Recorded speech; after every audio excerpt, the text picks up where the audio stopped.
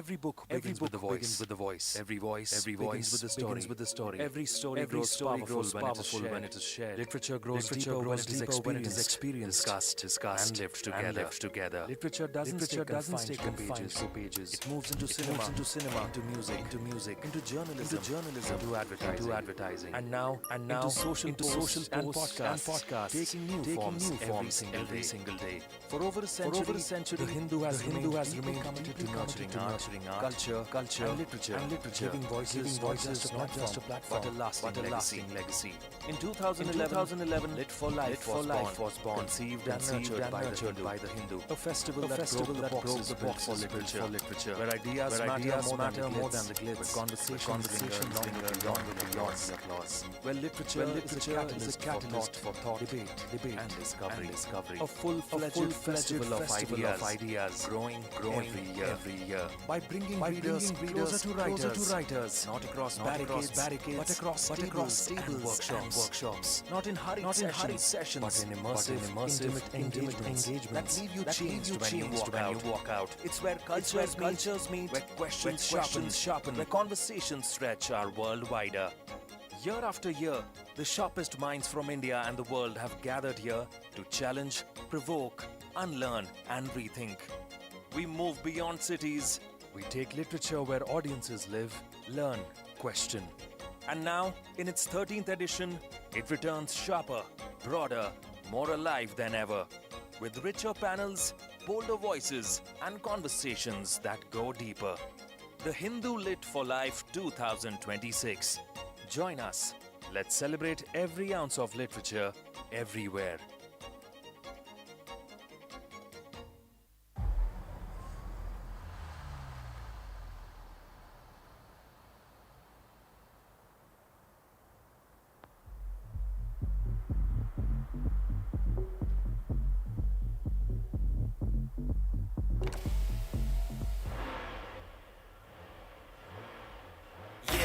Now I'm catching on my wheels in the fields, got you dancing. Now we go back and forth steady with the panting. Trying to keep up and I'm fast like a cheetah. I could be cold but I'm hot like a V. Said I'm hitting it bitterly, but the thoughts that it's giving me, I'm about to hit the streets. I'm metal with all the frenemies, the energy pumping through my veins as we jump over fences or defense.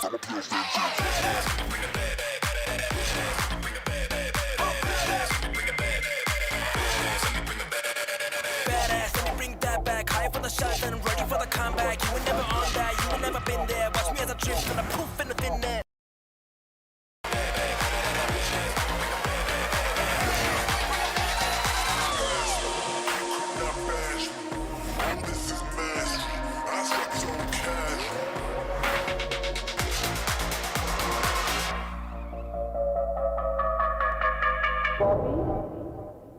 Bobby?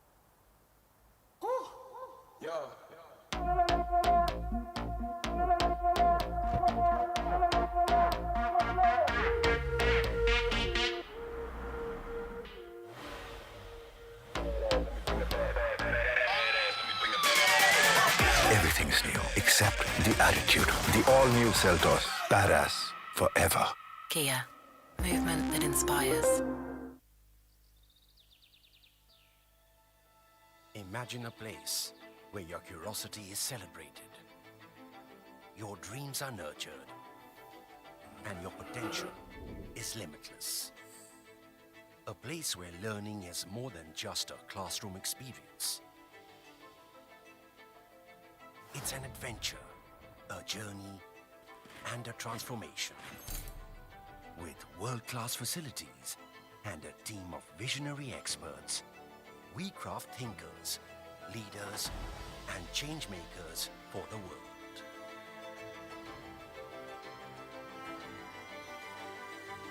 Here, every question sparks curiosity. Every challenge ignites passion. And every project takes you one step closer to greatness. At Christ, shape a world that reflects your vision. Walk into the portals of Christ University to rediscover yourselves, to shape the future, and sow the seeds of growth for tomorrow. Check. Mic check. check. Hello, hello, check, check, test, test. 1, 2, 3, 4, check.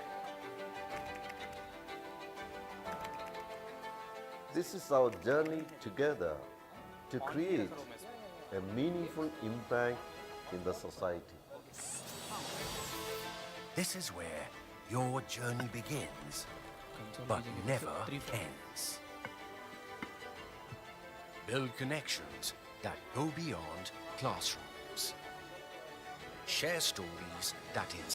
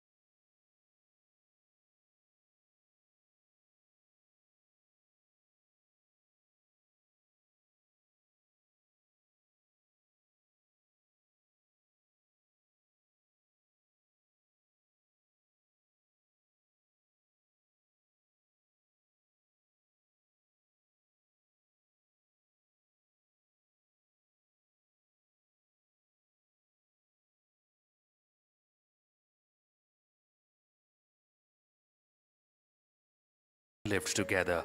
Literature doesn't stay confined to pages. It moves into cinema, into music, into journalism, into advertising, and now into social posts and podcasts, taking new forms every single day. For over a century, The Hindu has remained deeply committed to nurturing art, culture, and literature, giving voices not just a platform, but a lasting legacy. In 2011, Lit for Life was born, conceived and nurtured by The Hindu, a festival that broke the boxes built for literature, where ideas matter more than the glitz, where conversations linger longer beyond the applause, where literature is a catalyst for thought, debate, and discovery. A full-fledged festival of ideas, growing every year. By bringing readers closer to writers, not across barricades, but across tables and workshops. Not in hurried sessions, but in immersive, intimate engagements that leave you changed when you walk out. It's where cultures meet, where questions sharpen, where conversations stretch our world wider. Year after year, the sharpest minds from India and the world have gathered here to challenge, provoke, unlearn, and rethink. We move beyond cities. We take literature where audiences live, learn, question. And now, in its 13th edition, it returns sharper, broader, more alive than ever, with richer panels, bolder voices, and conversations that go deeper. The Hindu Lit for Life 2026. Join us. Let's celebrate every ounce of literature everywhere.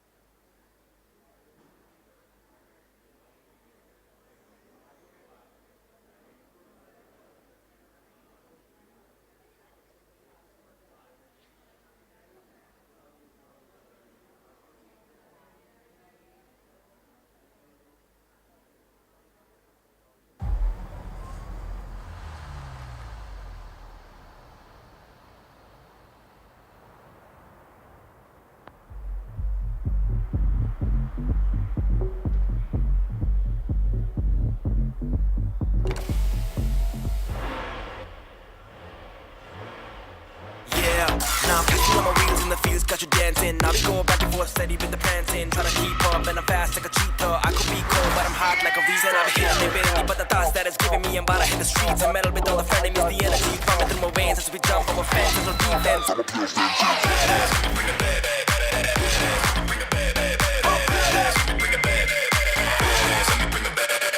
Badass, let me bring that back. High for the shots and I'm ready for the comeback. You were never on that, you were never been there. Watch me as I drift and I poof in the thin net.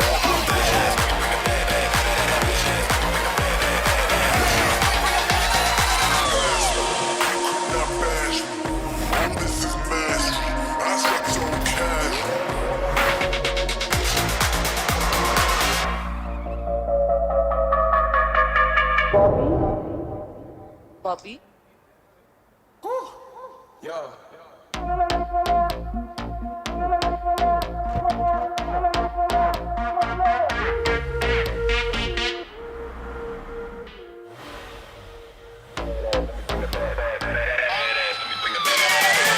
Everything's new except the attitude. The all-new Seltos. Badass forever. Kia, movement that inspires. Imagine a place where your curiosity is celebrated, your dreams are nurtured, and your potential is limitless. A place where learning is more than just a classroom experience. It's an adventure, a journey, and a transformation. With world-class facilities and a team of visionary experts, we craft thinkers, leaders, and change makers for the world.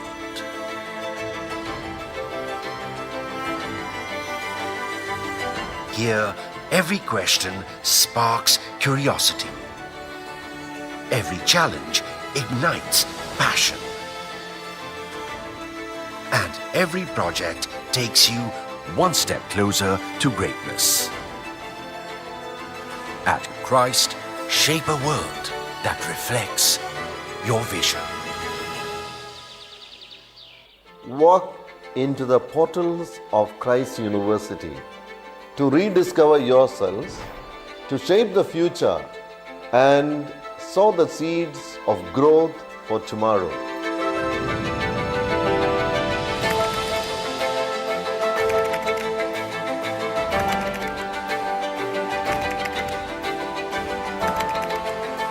This is our journey together to create a meaningful impact in the society.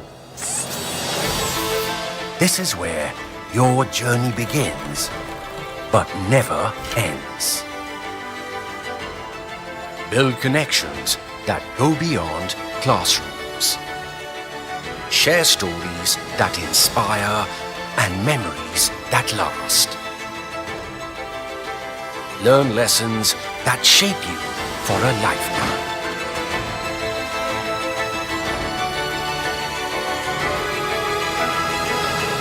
Dare to be yourself.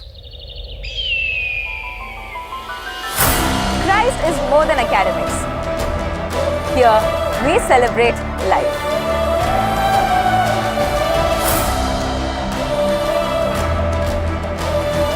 Every game is a chance to push yourself further, to compete with passion, and to rise together as a team.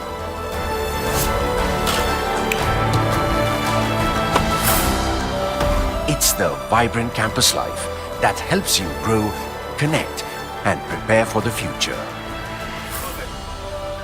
So march on. Let your ideas take wings. This is your future, your opportunity, your chance to build a future for all of us. Welcome to Christ University, where your journey starts but never ceases.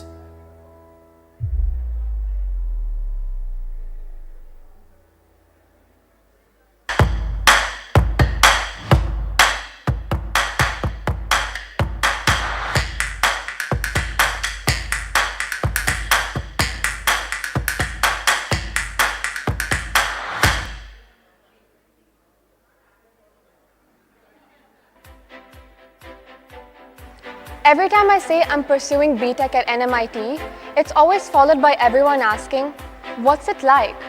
Well, today we're spilling it all. So here's a peek into the labs, the hackathons, the madness before submissions, and everything in between. Check out our labs. These aren't your usual boring classrooms. You get to actually build stuff. Look at this robot. We made it ourselves. Hackathons here are wild. 48 hours, constant juggling of ideas, and endless panic. But also insane learning. Real problems, real pressure, and real teamwork. Our projects here can lead to patents and not just grades. And if it has startup potential, we have our innovation and entrepreneurship development centers helping us take our idea ahead. Students here have pitched their ideas at the AICTE Idea Lab, got real feedback and funding. Placements. 400 plus recruiters visit our campus every year, and the highest packages are over 58 LPA. So, what are you waiting for? Take the shot, join NMIT.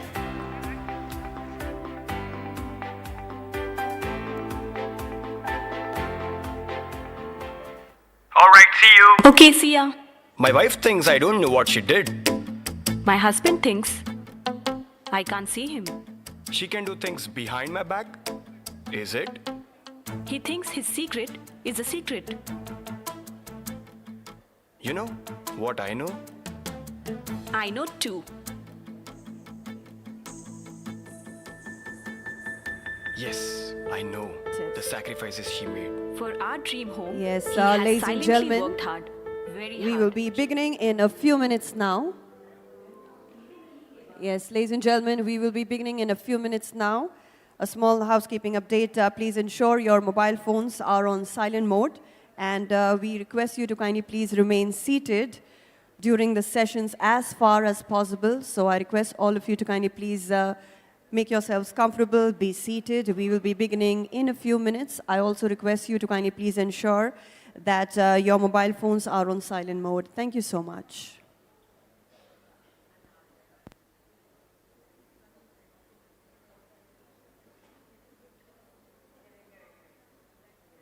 Everyone promises foolproof safety, but no one ensures it like Aparna.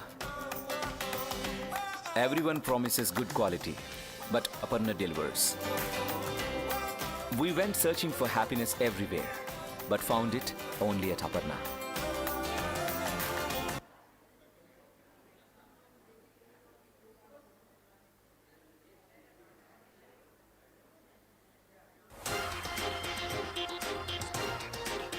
Next up, an in-depth review of India's foreign affairs. And speaking of foreign affairs, Jollywood star Malesh was spotted with a 22-year-old Brazilian supermodel, Lana Kova. Now that's a real foreign affair. Looks like trade isn't the only thing crossing borders. So tell us, do you think this foreign affair will actually strengthen India-Brazil relations? Guess Malesh. And this is Worldview at the Hindu. Now, D-Day arrived this week for US sanctions on India after 25% reciprocal tariffs that came into play in early August. Another. Unlike newspaper, shakkar kama.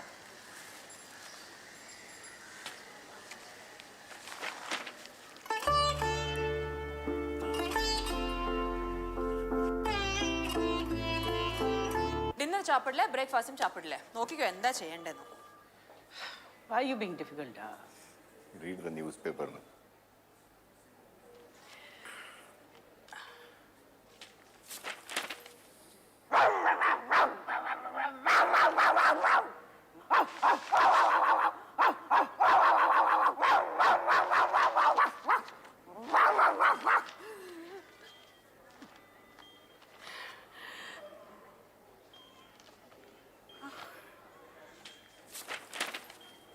The Vice President-elect C.P. Radhakrishnan on Tuesday described his win as a victory for the nationalistic ideology and vowed to work towards making India a developed nation.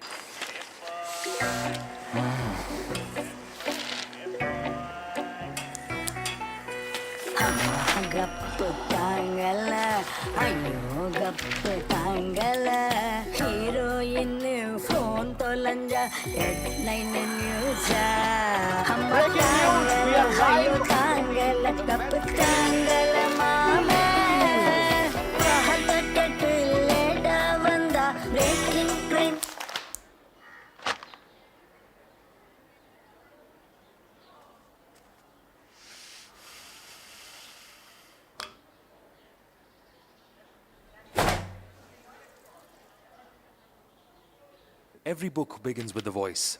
Every voice begins with a story. Every story grows powerful when it is shared. Literature grows deeper when it is experienced, discussed, and lived together. Literature doesn't stay confined to pages. It moves into cinema, into music, into journalism, into advertising, and now into social posts and podcasts, taking new forms every single day. For over a century, The Hindu has remained deeply committed to nurturing art, culture, and literature, giving voices not just a platform, but a lasting legacy. In 2011, Lit for Life was born, conceived and nurtured by The Hindu, a festival that broke the boxes built for literature, where ideas matter more than the glitz, where conversations linger longer beyond the applause, where literature is a catalyst for thought, debate, and discovery. A full-fledged festival of ideas, growing every year.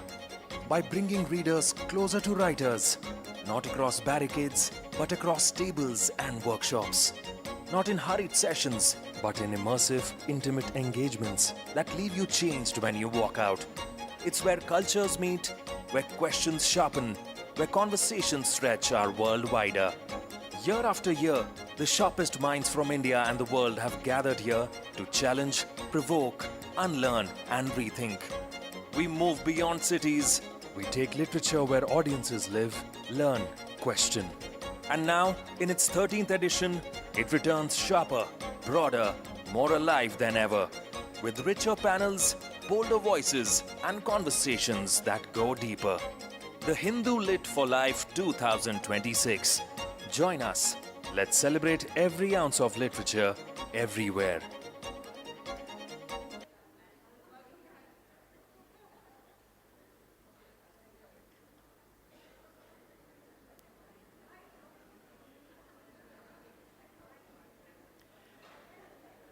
Yes, requesting everybody to kindly please take your seats, make yourselves comfortable. We are about to begin with this wonderful evening.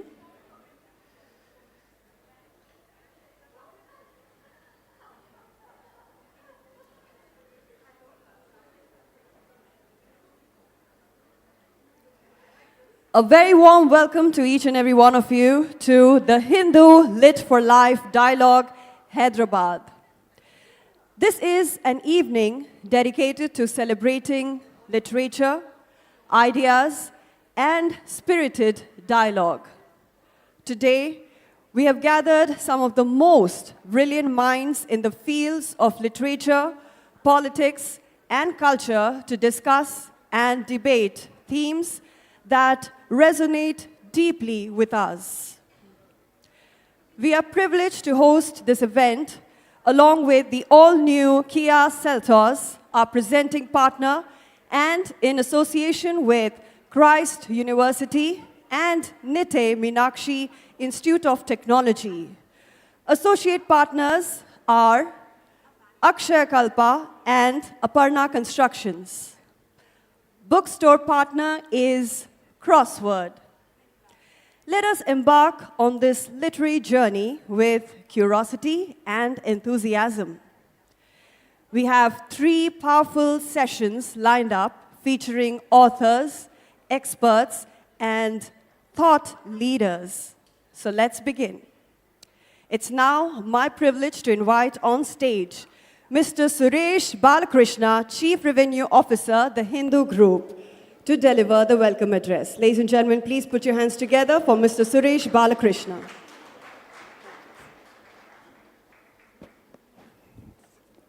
Hello, and good evening to everybody.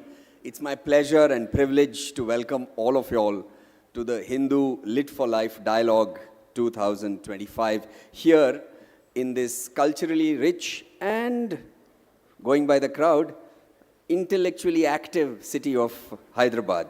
So this is the second year we are doing a preview of the Lit Fest in Hyderabad. And one of my friends, when we decided to do it in Hyderabad, turned around and said, "Why are you doing it in Hyderabad? It's a city of biryani and badshahs, you know. Lit Fest in Hyderabad." I'm so happy we are being proven wrong second time around. Last time we had it at the same venue. It was packed to the rafters, and I suspect in the next 15 minutes, there'll be no seating space in this hall. So firstly, thank you all of you all for having made it on a weekday at 4:30, 4:40 and promptly on time as well. We are delighted to have with us readers, academicians, authors, creators, journalists, and all of you who believe that stories are essential to how we understand the world. It's been 13 years now that LitFest has been on, and our present chairperson of the Hindu group, Nirmala Lakshman, is the person who gave birth to the LitFest and has shepherded it for 13 years and taken it to the level that it is at today. Along with her, she's had 2 admirable companions who have been her pillars and her strengths. One of them, we are lucky to have her with us, Rachna Davida. Rachna, thank you so much for being such a support and making each event bigger and better than the earlier one. And the other is Kritika. Kritika is not here, but Kritika, we miss you.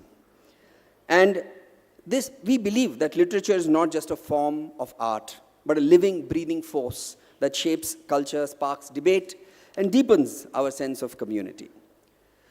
It is one of our most cherished platforms, the LitFest, and a space where writers, thinkers, and readers come together.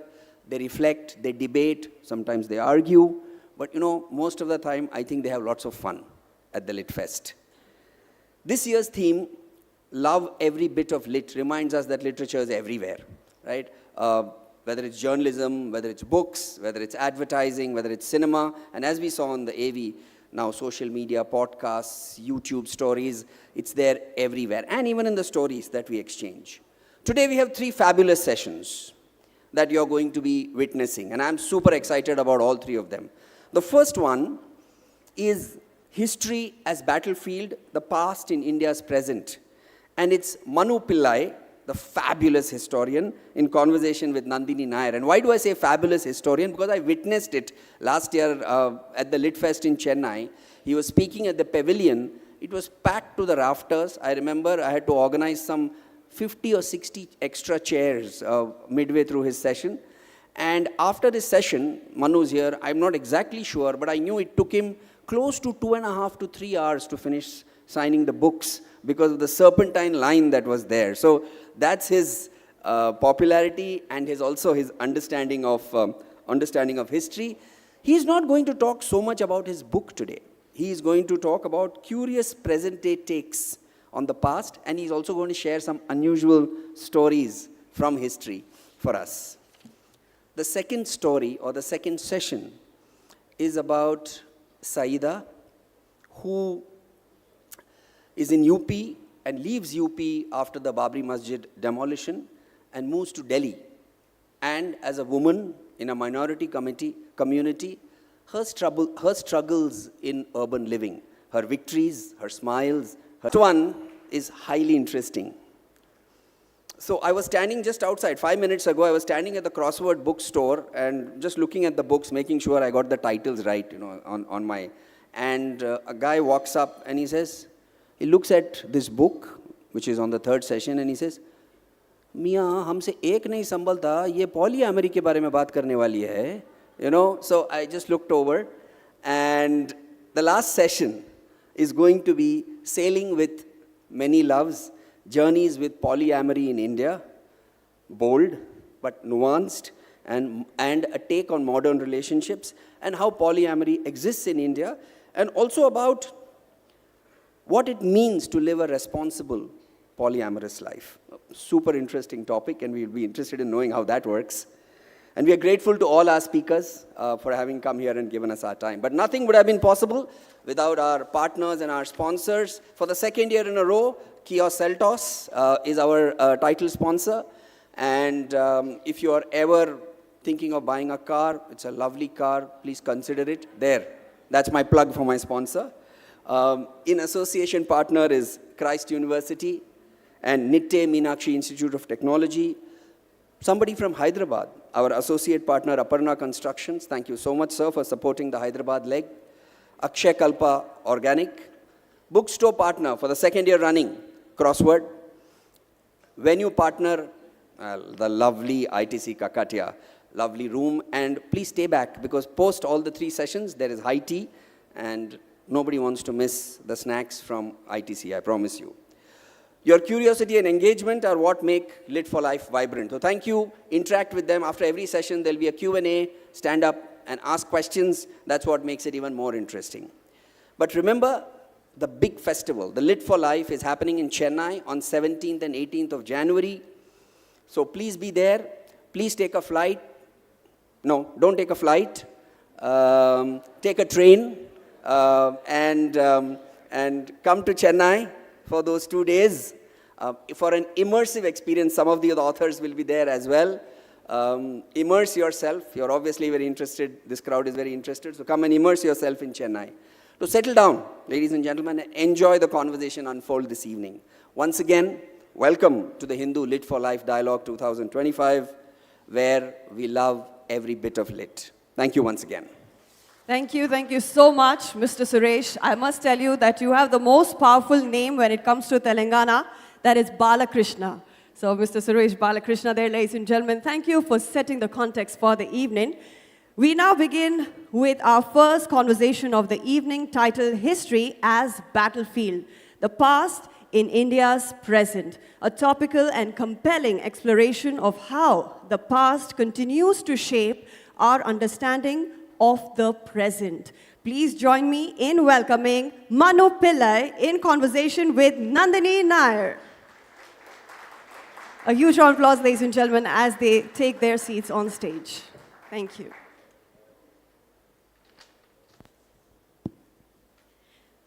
Thank you so much, The Hindu, for having us, and thank you all for being here in the room tonight. Firstly, I'd like to say Manu and I have been in conversation before, but I also want to emphasize that he's Manu S. Pillai, and he's very particular about Thank you, including Nandini. his... That is very kind. I'm very attached to the S. He's very attached to the S. You missed it.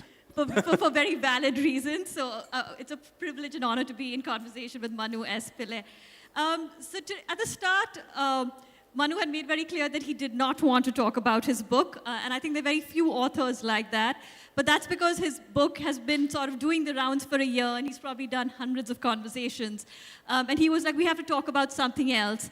And I think The Hindu has come up with this very sort of interesting title, which has been mentioned before, The Past in India's Present. So we're going to start a little bit about that, and then hopefully this conversation is going to be as interesting as his book conversations are. But we're going to, and I think they said the audience questions are only 10 minutes, but I think we'll have more audience questions because I always feel that people have lots to ask Manu, and I wouldn't want to deny you that opportunity.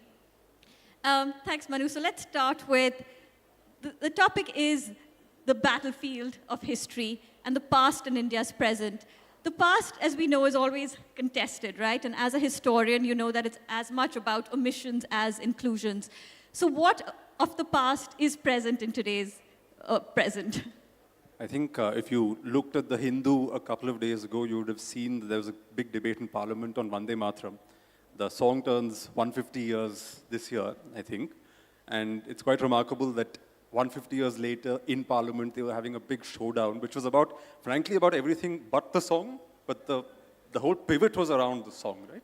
The song was a way of trying to make sense of things in the present, and they were taking pot shots at each other about the present, but with reference to history.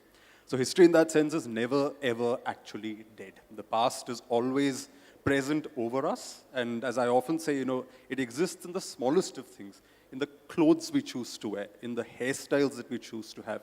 There was a time, for example, where you could look at a person and based on their clothes, based on their hairstyle, you could place their caste identity and accordingly determine your social contact with them. Whereas today, we're all in this like post-capitalistic world where men have the standardized hair, women have a certain kind of standardized hair, we wear standardized clothes. Whether I'm walking in New York or Paris or Delhi, you wear similar kind of clothes. All of these things are products of history. There are historical dynamics that determine even the kind of fabric that we wear. You can actually trace the entire arc of history through cotton. You can trace the entire arc of history through furniture. What does a chair signify? So the past in that sense is quite literally all around us. Even the fact that we're having this conversation in the English language, that's the other big debate that was taking place recently, like Lord Macaulay and the role of English in India, etc. So it's not as if the past is ever dead. Now the question is how much of the past we choose to remember. And that's not merely as a society. Even as individuals, if we look back into our own family's histories, if we look back to our parents, grandparents, there's so much to excavate there. It was after I knew my father was my father grew up in a village in Kerala. He was the son of a farmer there. But it was after his death that I discovered so many things about him. I knew he'd had a tough, childhood. S in your name. Yes, he's the S in my name. That's why I'm attached to the S. But there's so much I learned after he died, and then in some ways that also lends meaning to your life, right? So when we speak about things like, oh, you should be aware of your privilege, etc., I'm very aware of the fact that I am an author writing in English, but I'm also the grandson of a farmer who was illiterate in a 99% literacy state, Kerala. I discovered after my father's death that in order to study, they couldn't afford newspapers. So apparently packaging newspaper that used to come, which was outdated, he would take that and open it out and sort of read that outdated news. Apparently the first time he wore chappals was in 1968 when he was 18 years old. These were details that emerged after he died, but in so many ways it made sense because now I could see him as he was, as opposed to me perceiving him just as my father. I could see him as an individual. And in some ways, that also lends meaning to my life. It makes me aware of many of the privileges I have, many of the advantages I have. It definitely reminds me constantly that I must keep working hard because he worked so hard to get here, and I can't drop the ball. So even in our personal lives, the past plays a very important role. As societies, the past plays a very important role. The fact that political parties in every election campaign, in every debate in parliament, they keep falling back on history, right? One set of people will interpret history in a way where it looks like all of our past was wonderful and everybody had these secular values and instincts and we were all holding hands and running around in a garden joyfully like in a Bollywood song. The other side takes it to another extreme where it's just battles over religion and identity and all of that. That is already based on selective readings of the past. Each generation makes meaning for itself in the present by referring to history. So in that sense, the past is ever present, in our lives. It's interesting you mentioned family, and I think you've always been a very private person in that sense. But can we talk a little bit about, since you have touched upon it, about how your family history has affected your writing? And I think for the first time, you're thinking about writing something more personal than you have in the past. I mean, a lot of my interest in history came out of family stories. It came out of stories I heard from my grandmother. A favorite that I keep telling everybody at multiple events, because it's such a colorful story, is about how back in the day, when women had their periods, they would be segregated and kept in a different room. And then the food would be sent to them there. They'd have to go at separate times to take a dip in the pond and take a bath, etc. They couldn't interact or eat with the rest of the family. And my grandmother hated this, even as a young adolescent. And she was telling me that apparently, when everyone else went for lunch, which was in another wing of the house, she would come out of this so-called Shuddham room and go around touching everything in the house, making everything Ashuddham. So that included the granary, it included her father's desk, it included the clothes he wore, everything, because that was her way of a small rebellion. Now that's the thing, right? We know of these public rebellions of people coming together, agitating on the streets, etc. But there are a million mutinies that take place inside homes and sometimes inside rooms that represent the patriarchal structure. It wasn't just my grandmother. At an event, I actually met this young girl who was the granddaughter of a Nambudiri Brahmin in Kerala. Another story I love telling. Because I thought, okay, maybe my grandmother was a rebellious figure. But again, this was a Nambudiri Brahmin woman, also segregated in the 30s in a different room whenever she had her periods. And she talks about how, as a Nambudiri woman, none of these women were allowed to go to school properly beyond a certain point. They were literate, but they didn't have further exposure. They weren't allowed to read. They weren't allowed to look at newspapers or magazines. Now, the one place in the house where the men did not come was this room they were isolated in when they had their periods, because they were not pure, in quotes. So that is when they used to read all this contraband material. They would actually read newspapers, they would actually read magazines. But because they were also Brahmin women, and they were deeply orthodox in that sense, they had internalized the idea that they were impure. So to turn the pages, they would have maid servants coming in and touching the books, because the book was Saraswati, and the book needed to be touched by a pure person. So again, a small rebellion taking place inside a household.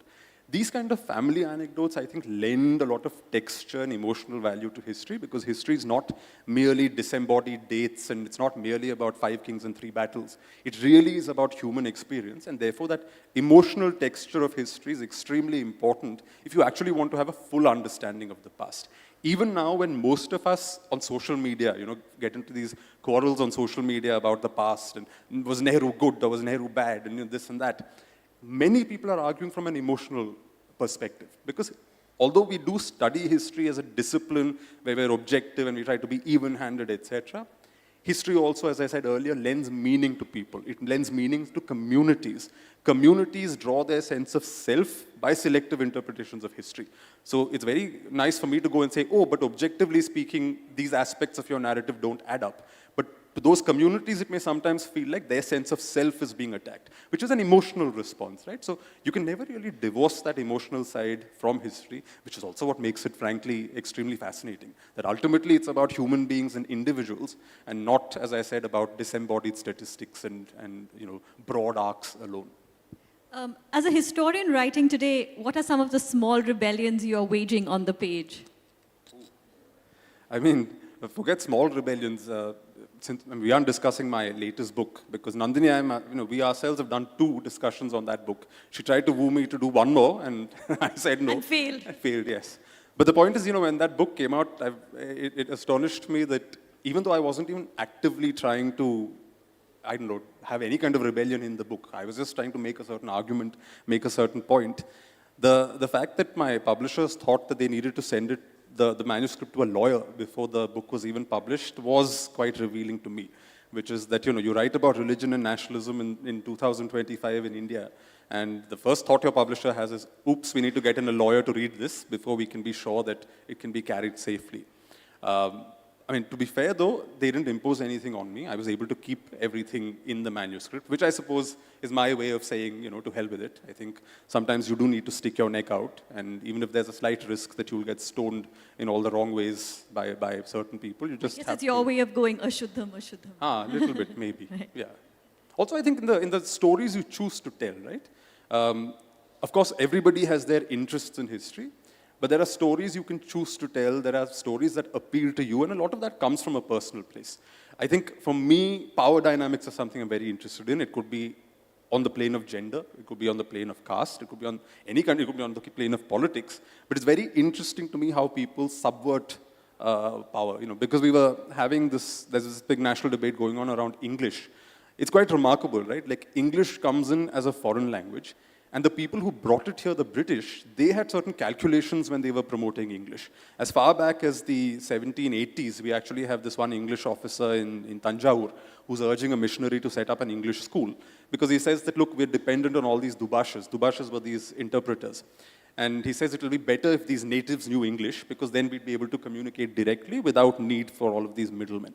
And by 1792, there's an argument that actually introducing English in India would draw the Hindus closer to the British, that we would become loyal subjects of the British by a shared language, etc., etc.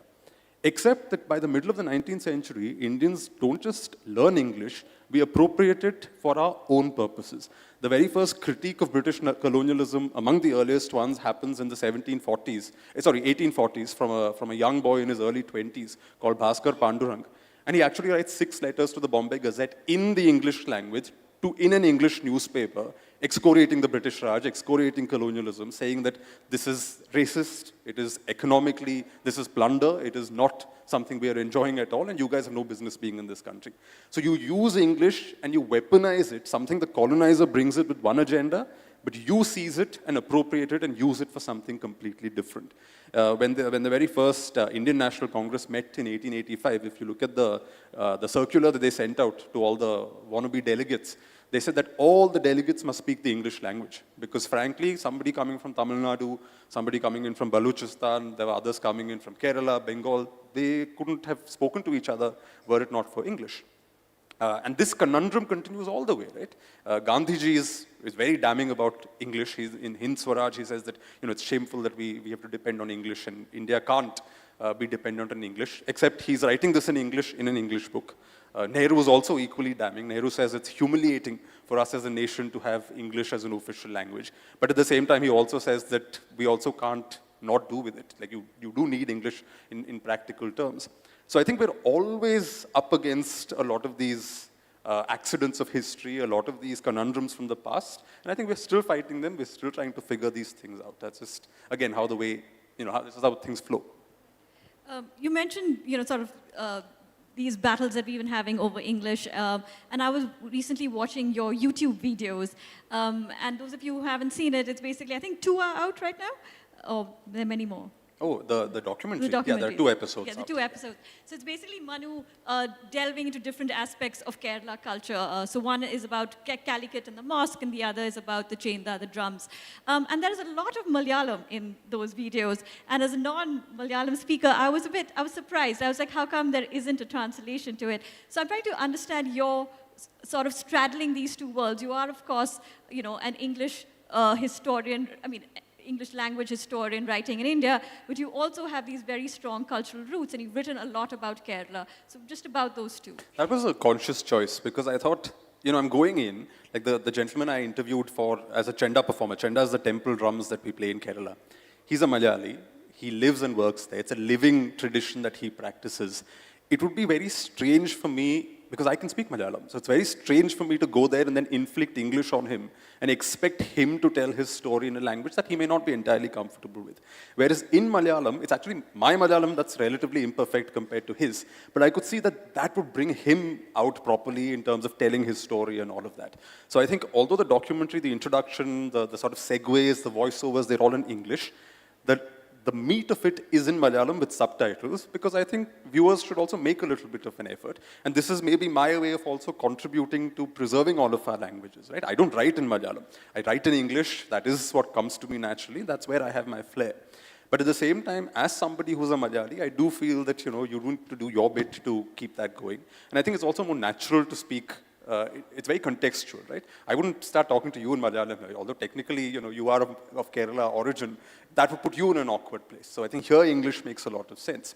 But there, in that context where I'm speaking to practitioners on the ground, when I'm speaking to local historians, when I'm in a mosque, speaking to local Muslim scholars, understanding a local manuscript written by an 18th century figure, I'm going to do it on their terms, because that is my duty and my responsibility to sort of make them comfortable.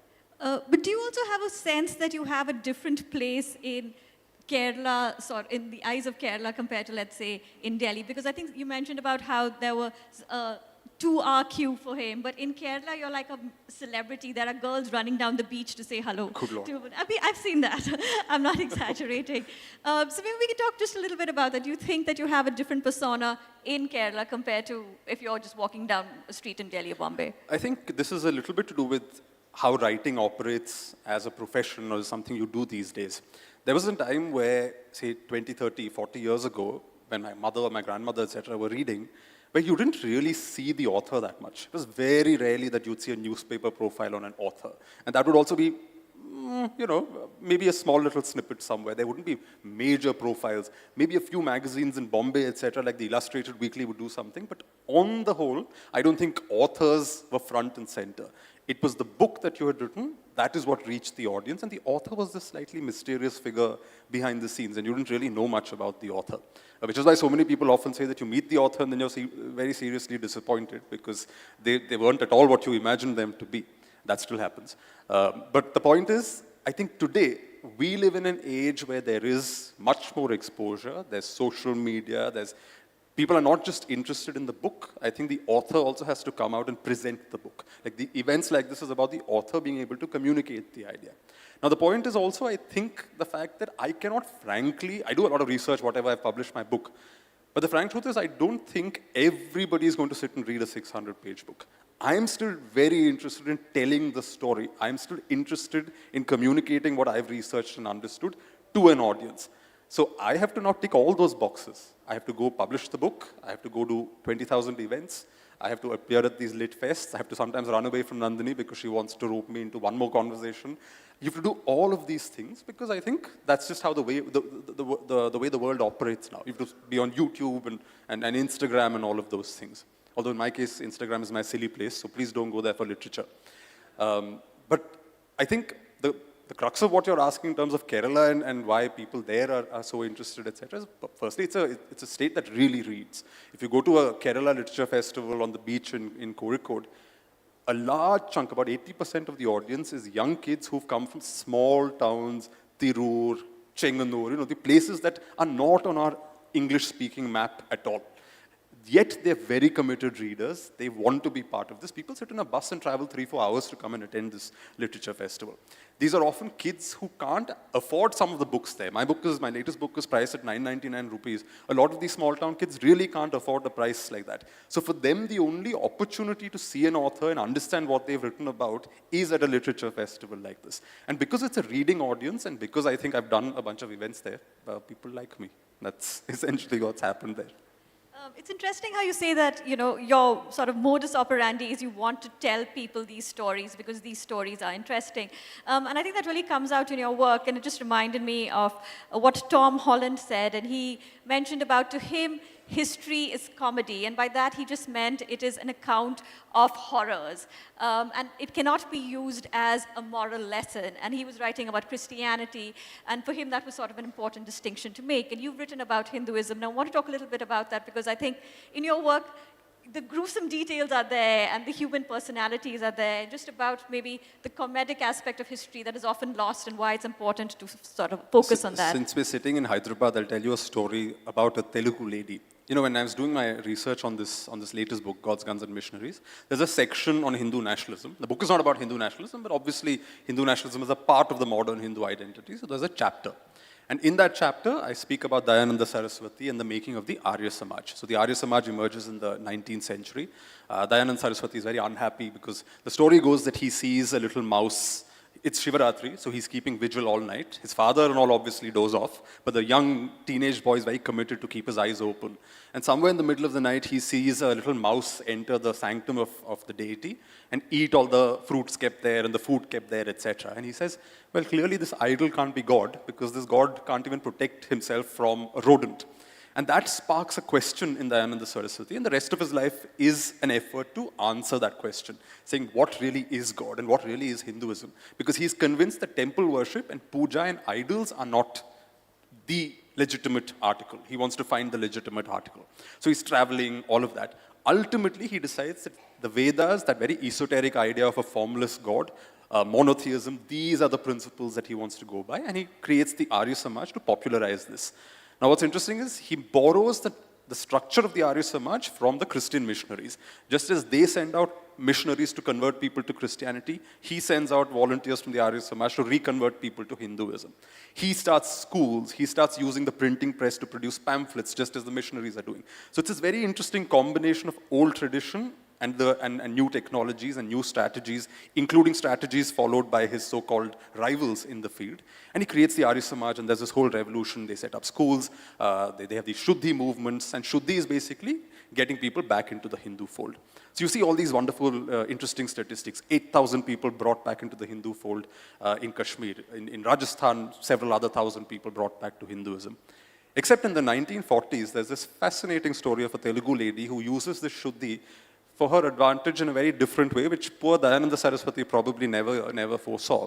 And I wrote an essay about this recently in a newspaper. Her name was Sita Devi. She was the daughter, I think, of the Raja of Vijayanagaram in Andhra Pradesh, what was then the Madras Presidency, a big zamindar. And she was married to a future parliamentarian, but also a Raja in his own right. And somewhere in the 1940s, this married lady, mother of a 9-year-old boy, meets the Maratha Maharaja of Baroda, Pratap Singh Gaikwad. And I think they meet somewhere in Ooty or one of those places, and must have started a rip-roaring affair or whatever it was.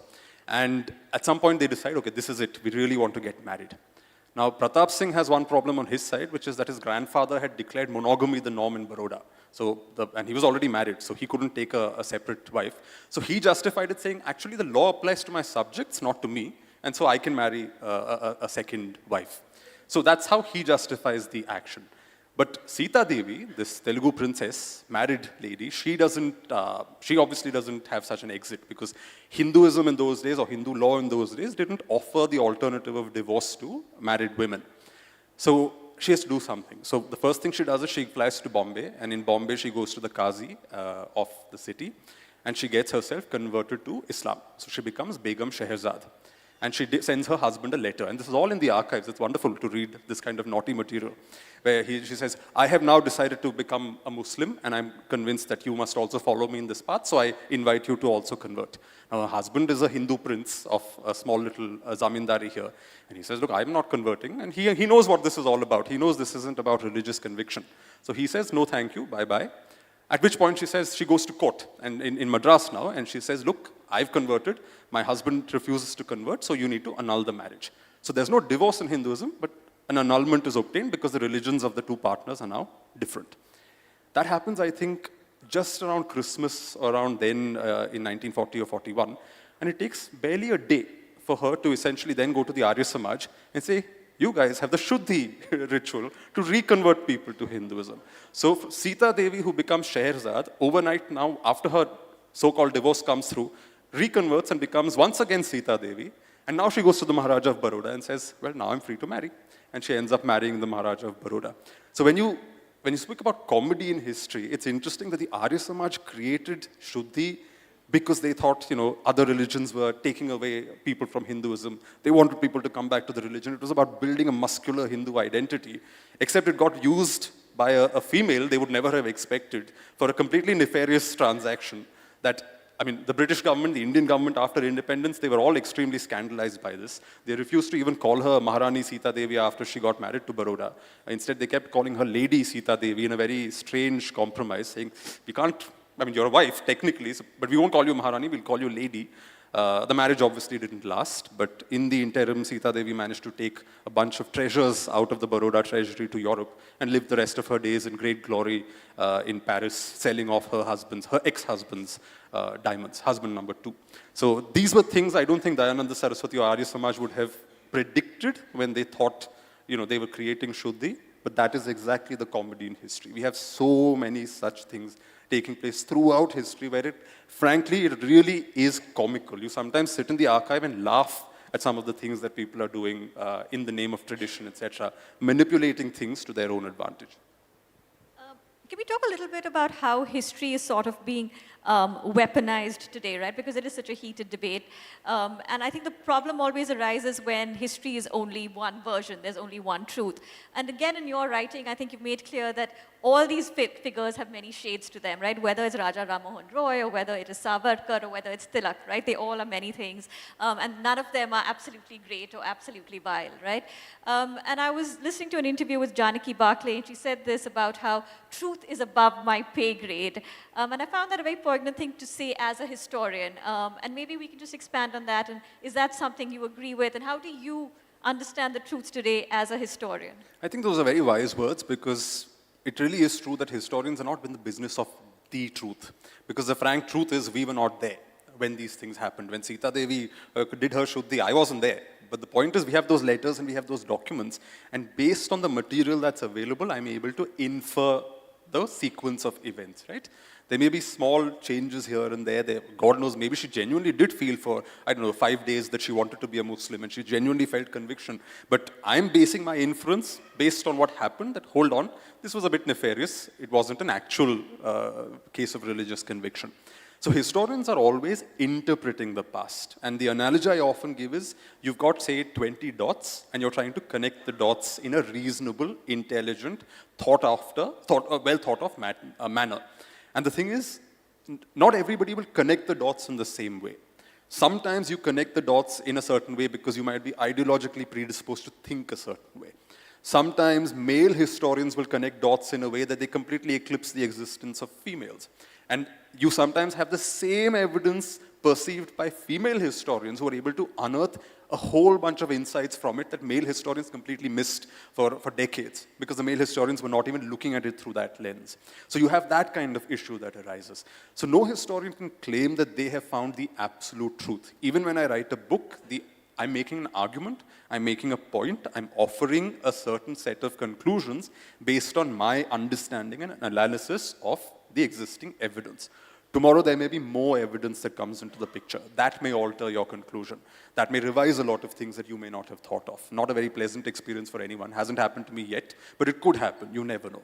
25 years later, the same subjects that I have studied or written about, a future historian may look at it from a completely different gaze and arrive at a fresh set of conclusions, or be able to nuance my conclusions in a slightly different way. Since we were talking about women in history, an example I often give is how Mughal women, Jadunath Sarkar and that generation 100 years ago, Sar Desai, all of those historians, they had no such concept of feminism or the female gaze or whatever. So when they thought of the harem, they thought of a domestic space where women were lounging about, wearing their pearls and silks and waiting for these sultans to come to them and being very sad, or they were plotting. These were the only two options available to these women. But now we know through the feminist gaze, through feminist literature, that actually you can analyze the harem as a political institution. It had its resources, it had its politics, it had influence. These women had diplomatic roles. They were certainly not just lounging about, dressed in silks. They were dressed in silks, but so was the Raja. And they were doing politics. There was a way of doing politics from the harem. And the harem was a political institution. That insight took a while to evolve. And that will happen to our work as well. 100 years from now, people will interpret the past in a way that is different from the way we interpret it today. That kind of segues naturally to my next question about, you've written a fair amount about women, right? And I think starting with Ivory Throne and these very sort of memorable characters. What has it been like to look at the archives, and what kind of material have you found that has been previously dismissed or overlooked that you were able to dig into and just kind of create characters of real flesh and blood? And like you're saying, they're not just, harlots waiting to be taken to bed. And again, to go back to the comedy element, my first book, Ivory Throne, is on Setu Lakshmibai. Now, firstly, one of the things I discovered in the archive was she's often called the Maharani Regent of Travancore. She was a Maharani because she was a female ruler, and she was Regent because her nephew was the Maharaja. He was a minor, and therefore for a few years she got to rule. Except that you start looking at the archives and you start discovering that this is the way the British interpreted her situation. They said, there's a young 12-year-old Maharaja, till he turns 18, his aunt, who's the eldest woman in the family, she gets to be regent.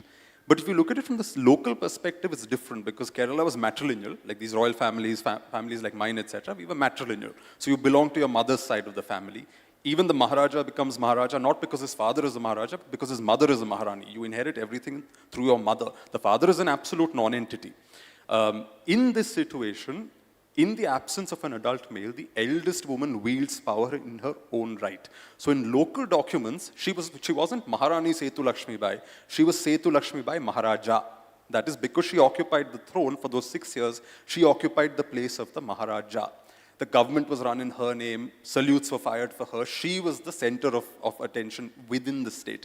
But the British, from their colonial gaze, because they came from a patriarchal system that couldn't make head or tails of the matrilineal system in Kerala, they interpreted it a certain way.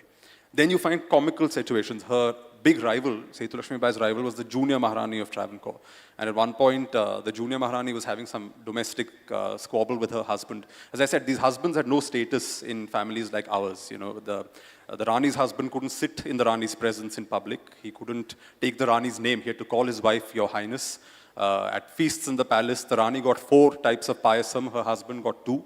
The husbands were not even allowed to die in the palace. So when they were dying, they'd be lifted with the cot and sent away because only royalty can die in the palace and the husband is not royal.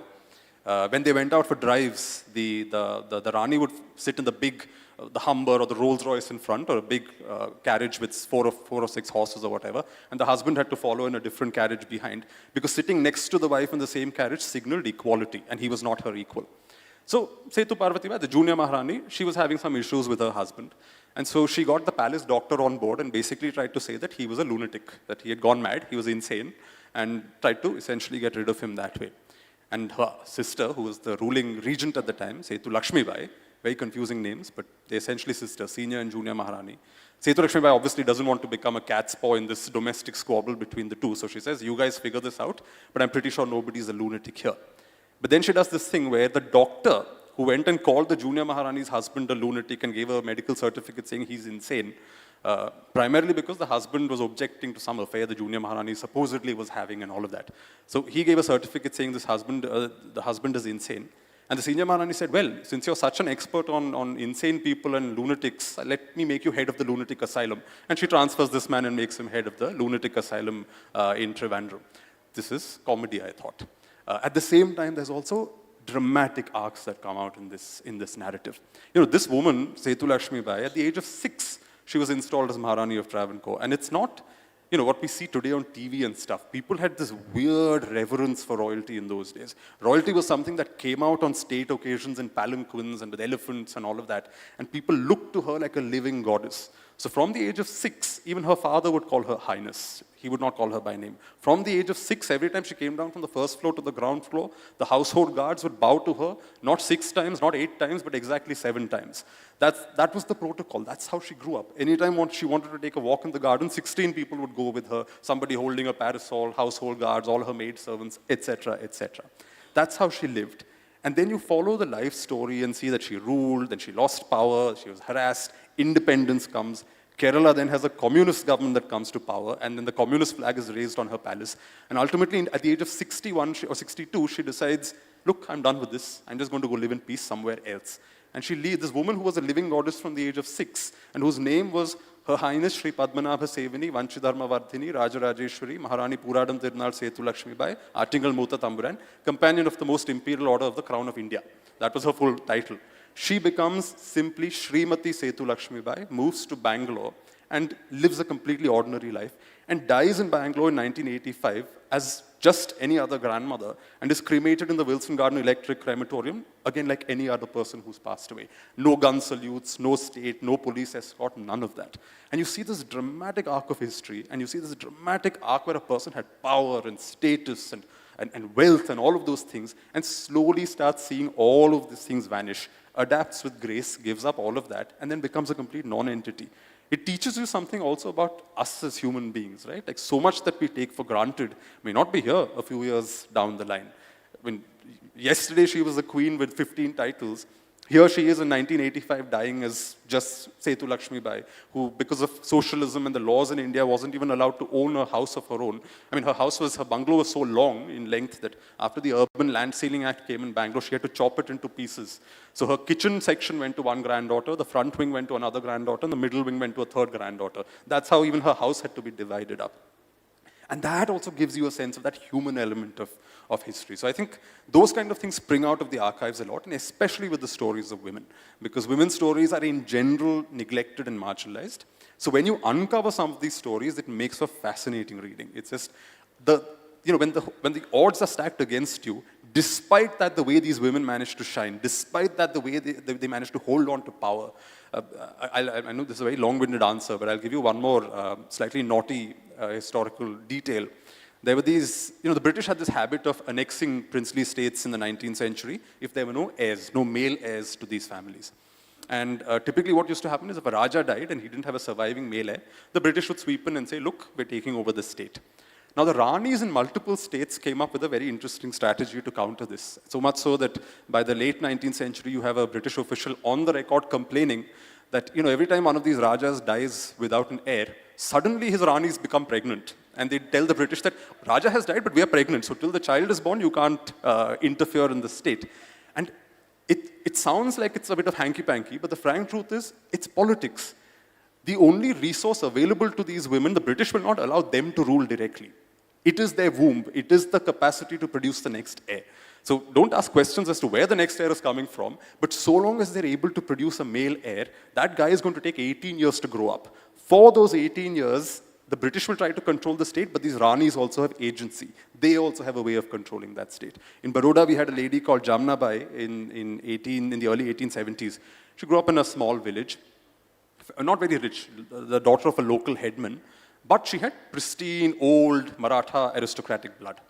The then Maharaja of Baroda, who was some 20 years older than her, he had married 2 times before, no surviving male children. So he thought, well, let me try a third time with a third candidate. Picks up this young girl called Tanhi Bai, renames her Jamna Bai, third Maharani of Baroda, and one day he passes away.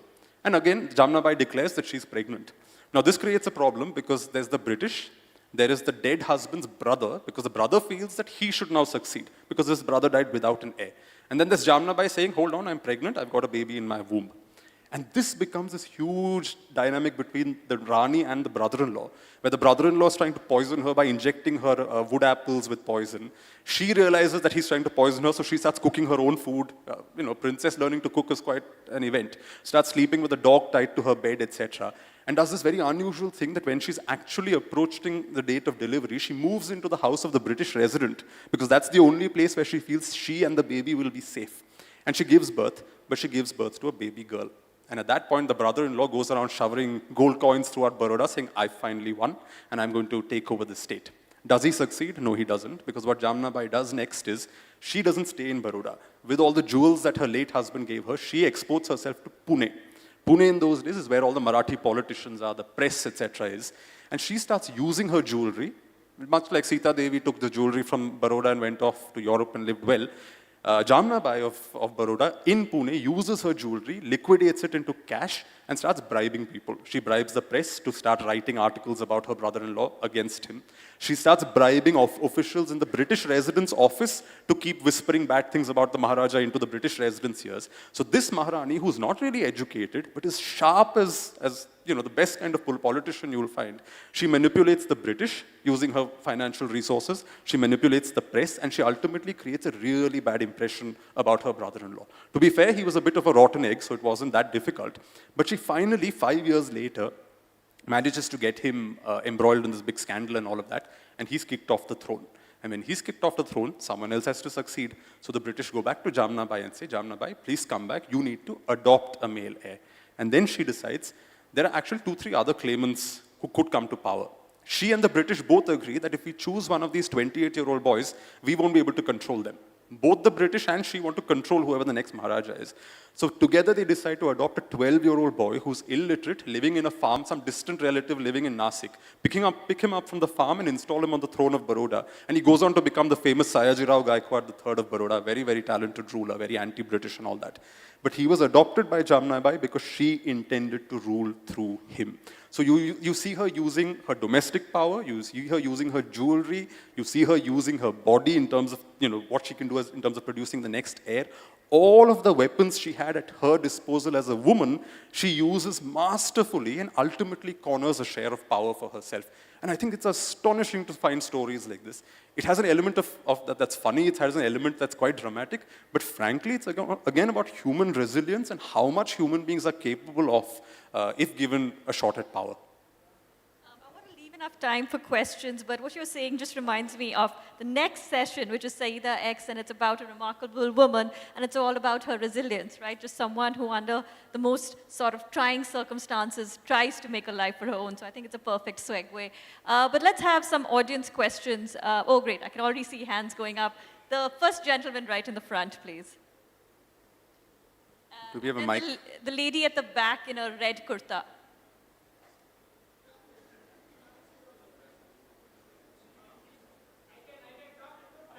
I can hear you. Please go ahead. I think it will work. My name is Dr. Subbaraj, Principal, Shadan Women's College. Sir, only one question. When an author writing a book, it has to be sent to proofreader. Before that, if it is being sent to a lawyer, what kind of society we are living is the author can give a real fact to the audience, to the society. What is the solution for this to end this chaos? I think, there's never going to be one quick solution to these things. I had the option, so when my manuscript was sent to the lawyer sent back suggestions for every page. There were about 300 suggestions saying, oh, this people will find will be oversensitive, this will cause offense, that will cause offense. There were about several hundred of these offense-related things that were there. Ironically, the same lawyer, she was only doing her job, to be fair. She was told, find anything that you think people will be sensitive to and mark it out. And then she sent my editor a WhatsApp message separately saying, loved the book. And I was like, great, so you loved the book, but you've also said there are 300 changes I need to make. Now, I could have chosen to be safe about it, and I'm not being immodest here. I made a rational decision. I've been around in publishing for 10 years, which means that in the publishing space, if I was a first-time author, Penguin could have put pressure saying you have to make all of these changes. We're not going to take a risk with you. But because it was me and because I've been around for a while, they couldn't put that pressure on me, which was good on their part. Equally, my responsibility, I felt, was I'm just going to keep the manuscript as it is. We only incorporated 2 small changes. One was about language because there was a joke that wasn't landing and they were like, people won't understand this joke. And the other was a quote from a historical record, but it was very violent language. And they said, look, just paraphrase it. Don't use the actual quote because it's a bit too abusive in terms of its actual language. So I said, okay, these are reasonable changes I'll make. So I made those 2 changes out of 300 and we published the book based on that. So I think established authors at a time like this have a responsibility to stick their neck out and be willing to sort of pay the price if the occasion arises. Frankly, in my case, my very first book got me a 5 crore defamation notice, so I'm like pretty used to this. At that age, my mid-20s, I had to hire a very expensive lawyer and fight this little strategic game of, saying, are you going to blink first or am I going to blink first? So you get used to some of these things. But I think established authors have a responsibility not to succumb to these pressures because only then will you preserve room for the first-time author to also be able to stand up and say, look, I'm going to stay true to my manuscript and not going to make changes. Yeah. Hi. It was so delightful to listen to your talk. I have a couple of quick questions. The first one, how do you decide or pick up, subjects from history which are forgotten, especially when you have very uneven archives? So how do you pick up those subjects where you want to bring them to spotlight? The other one, which political party you think uses history effectively or more dangerously? Thank you. The second one, the second part of the question is a very naughty question, but I'll say that, look, all political parties have used history to their own advantage. I had a conversation with my grandmother once, and she was telling me about how growing up, I mean, she was born in 1938. So till 1949, she was in school. What they sang was the local Travancore state anthem, which was about the Maharaja. One fine morning, it switched to the Indian anthem, and they became citizens of the Indian Republic. And after that, at some point in her teens, they actually had books about Nehru and what Nehru's childhood was like and things like that. So I suppose that was also a form of propaganda. And I don't use propaganda in a negative sense, because essentially what you're doing is you're a freshly independent country. You want the students and the children to have leaders and icons that they can look up to. And Nehru, Gandhi, etc. were the icons of the day. People really venerated them at that time. So there was that kind of literature that was taught to students. Today you've got literature where the Prime Minister's childhood escapades, etc. are also covered. So all political parties tend to do this. The question is to what degree, and the question is to with what degree of shame to some extent, which is that sometimes you may bend the truth in a way that suits your ideology, but you have a little bit of shame, so you don't bend it so far that it completely breaks and shatters all sense of reality. But these days what you find, especially with the WhatsAppification of history, is that you've actually forgotten the facts of what happened. And it's just vibes. Based on your vibes and what you're feeling at a certain moment, you decide this is my version of history and this is my truth. It is true that there is no one truth. As we were discussing earlier, different historians can use the same material to reach slightly different or more nuanced conclusions. But at the same time, there are some fundamental facts that you can't go around changing. So, you know, for example, one thing I keep hearing a lot these days is we really got independence in 1947 because of the naval mutiny that took place in Bombay. And that's when the British realized that, oh my God, even our armies, our armed forces are starting to mutiny, and this is why we're going to leave. Now, if you look at it a little more soberly, you'll realize that, of course, that would have mattered. But it's a little bit like saying that, you know, imagine 4 or 5 brothers are building a house. One brother builds the foundation, somebody else adds the walls, someone else gets the door frames and the windows, someone else puts up the roof and the beams and all of that. And it's as if, it's like saying that the person who put the tiles on the house is the one who built the house. That's not really how things happen. The person who put the last tile mattered, but there's a broader picture that you need to look at. So I think there's a kind of creative play with history that's happening these days, which is deliberate, it is political, and it's not accidental. It is meant to be vindictive, it's meant to be malicious, and it's meant to confuse people, and to some extent create distrust in expertise. So one of the things it aims to do is to get people to think that historians all have an agenda, that historians are all like part of some club where we like sit together and decide how can we hoodwink our people and, I don't know, make such XYZ Mughal emperor look good and hide all the secrets, etc., etc. But I don't think that's true.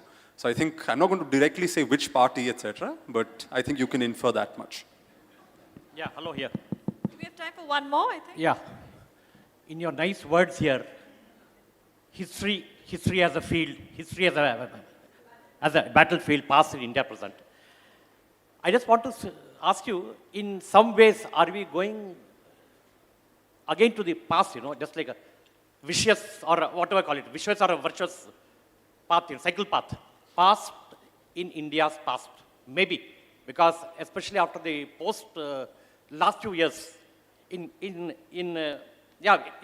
some areas, many areas, we are going back to our past way of lifestyle thoughts, you know, especially I think, you know, some areas of life. There are often these patterns that keep repeating. Yeah. And I don't think that's because history itself somehow keeps repeating. I think it's just that ultimately who makes history? It's human beings. And human beings, whether you live 2,000 years ago, whether you live in 2025, your clothes may change, your appearance may change, your language may change, but certain core instincts don't necessarily change. Ultimately, as we were discussing earlier, human beings sometimes do tend to look at the world emotionally. I can throw all the facts in the world at somebody, but if they've decided in their mind that vaccines are bad, you know, for example, in America, that's a big thing at the moment, no amount of evidence is going to change your mind because you've just decided already. So sometimes in history, one of the only things you can count on is that human stupidity repeats itself constantly. And because human beings are a stupid species, we keep making those same mistakes and the same patterns keep recurring constantly. Past to past. That's why, I mean, ultimately I keep asking myself sometimes the question saying, I mean, what are we doing as historians? Because frankly, nobody is learning anything from it. You know, it's fun. I enjoyed discovering things, but ultimately we're still landing in the same soup. We keep jumping into the same puddles constantly as a species, but maybe that's just the way of the world. As they say, history doesn't repeat, it rhymes, maybe. I think All right, that's yes. our clue that we have to leave. With that, we wrap up this wonderful session that was indeed enriching and insightful. Thank you so much, Manu S. Pillai and Nandini Nair. Thank you so much. I now request Richa Mishra, resident editor, The Hindu Business Line, to kindly please step forward and present the mementos to our speaker and our moderator here on stage. Thank you, and thank you to the audience. Thank you, Nandini, for doing this.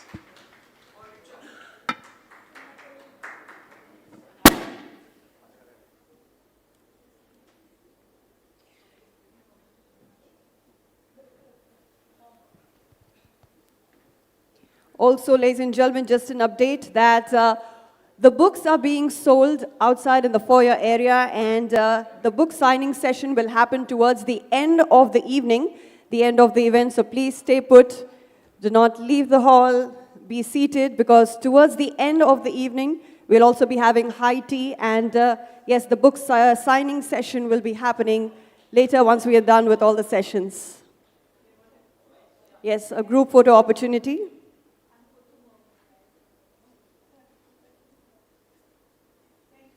Thank you once again, Manu and Nandini, for that wonderful session there. Ladies and gentlemen, our next session of the evening is titled The Many Lives of Saida X, the story of an unknown Indian, a powerful narrative that blends investigative depth with human stories that often go unheard. Please join me in welcoming Neha Dixit in conversation with Kavita Bugana. Yes.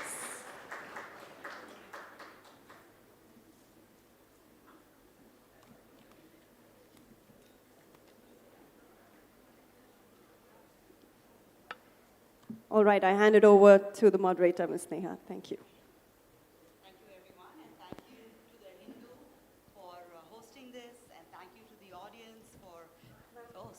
Thank you to the audience for joining us today. Thank you very much to Neha, and welcome to Hyderabad. Happy to be here. So Neha, I wanted to actually ask you to first summarize your book. Okay. Thank you, everyone. I see many familiar faces here, and what a great note to start, because all the conversation in the previous session is sort of connected. My book is about Saida, who's a worker in Delhi, and I try to look at the last 30 years of India through Saida's eyes. She was a weaver in Banaras, and her loom was burnt down after the Babri Masjid demolition, and she moved to Delhi. And in the next 30 years, she did 50 jobs. So I look at those 50 jobs, and in all those years, she never managed to make more than 1/5 of the daily wage. So the book is essentially looking at a lot of women workers like Saida, and a lot of women in India are mostly employed in the agricultural sector. But after agricultural sector, most of the women work as home-based workers, which are essentially piece rate workers.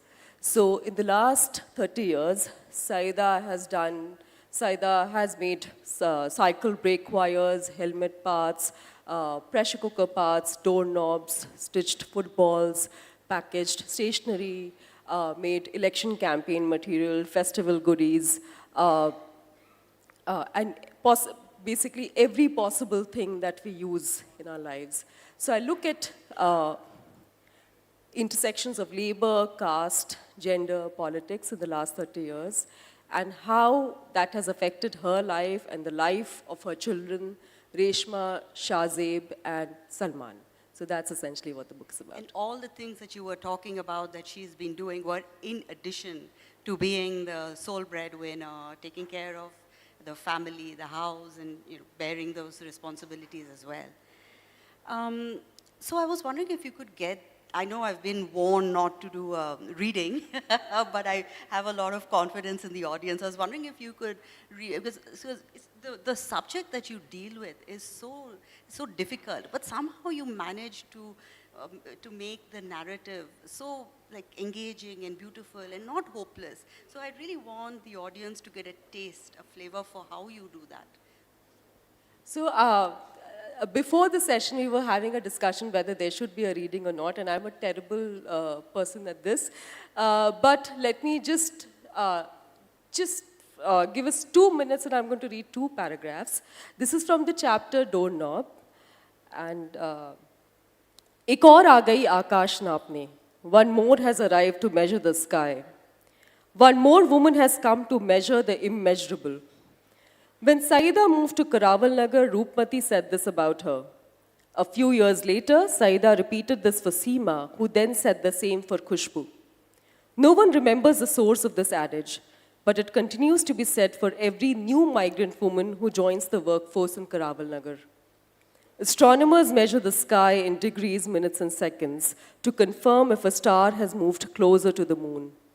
The women of Karawal Nagar count the pieces, the dozens, the kilos of things they prepare to measure how close they are to survival.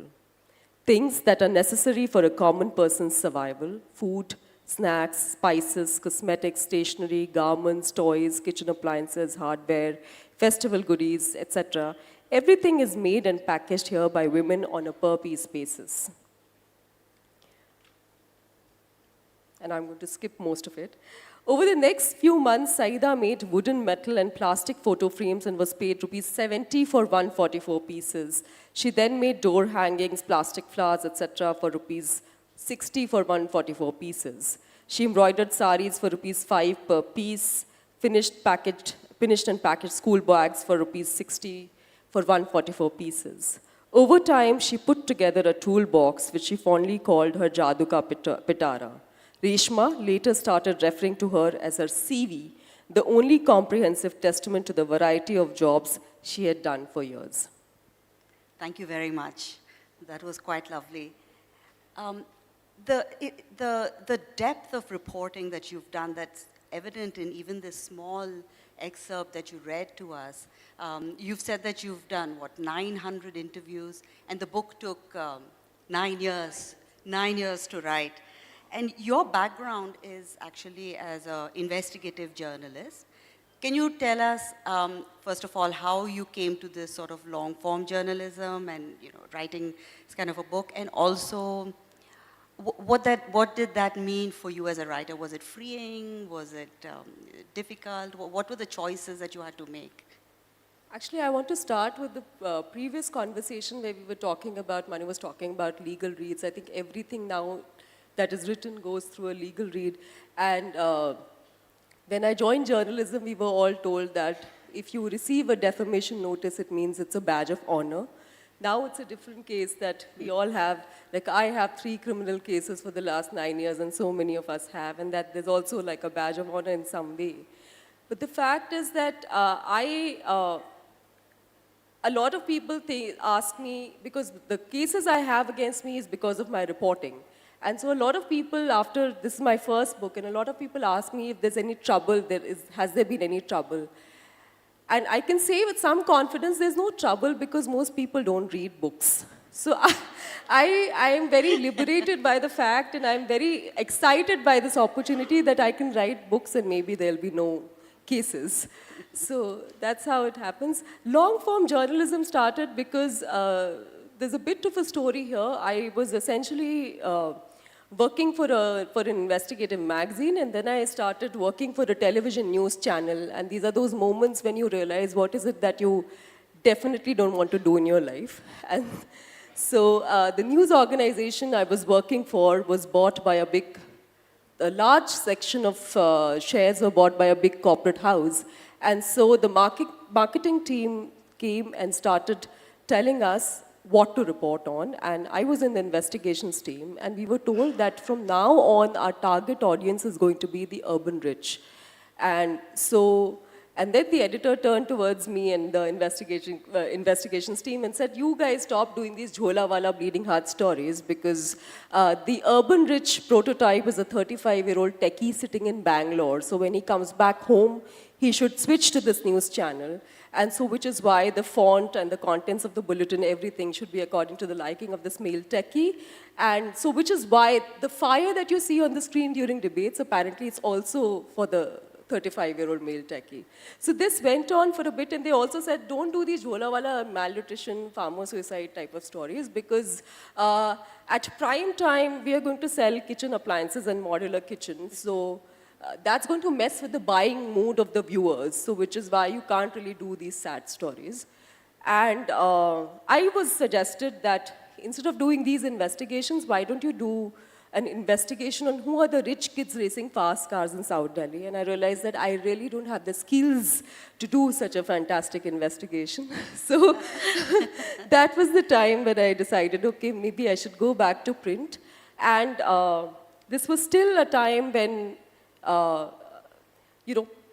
freelancers and a lot of writers would get paid per word is what I realized. And so I realized, okay, if I have to do freelancing and if I have to pay rent, then I might as well write long form articles because that's going to get me some money. So that's how it essentially started.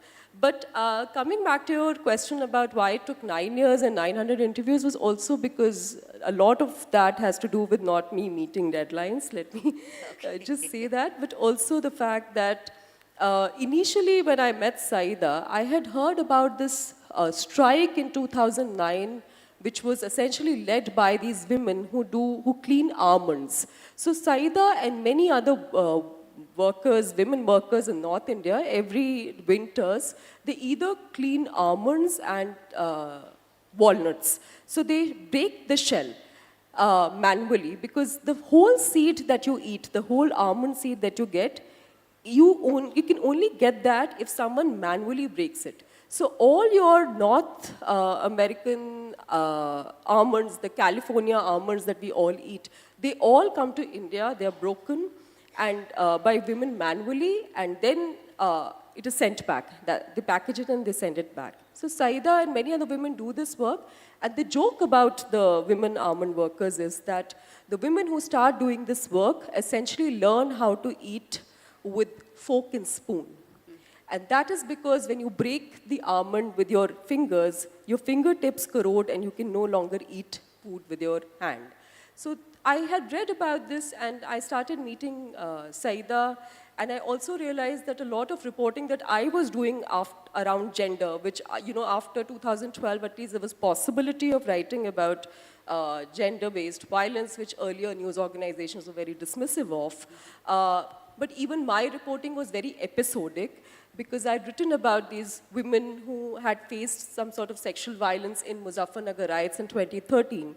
And I realized that once they, out of the hundreds of women who faced this violence, only 7 went to the court and filed cases. And once they went back to the villages they had come from, they had to work in the fields of the same people who had perpetrated that violence. So I realized that that is just one episode of people's lives, and even I was doing that. So I wanted to look at a lot of working class women in Delhi, because Delhi has a number of industrial areas.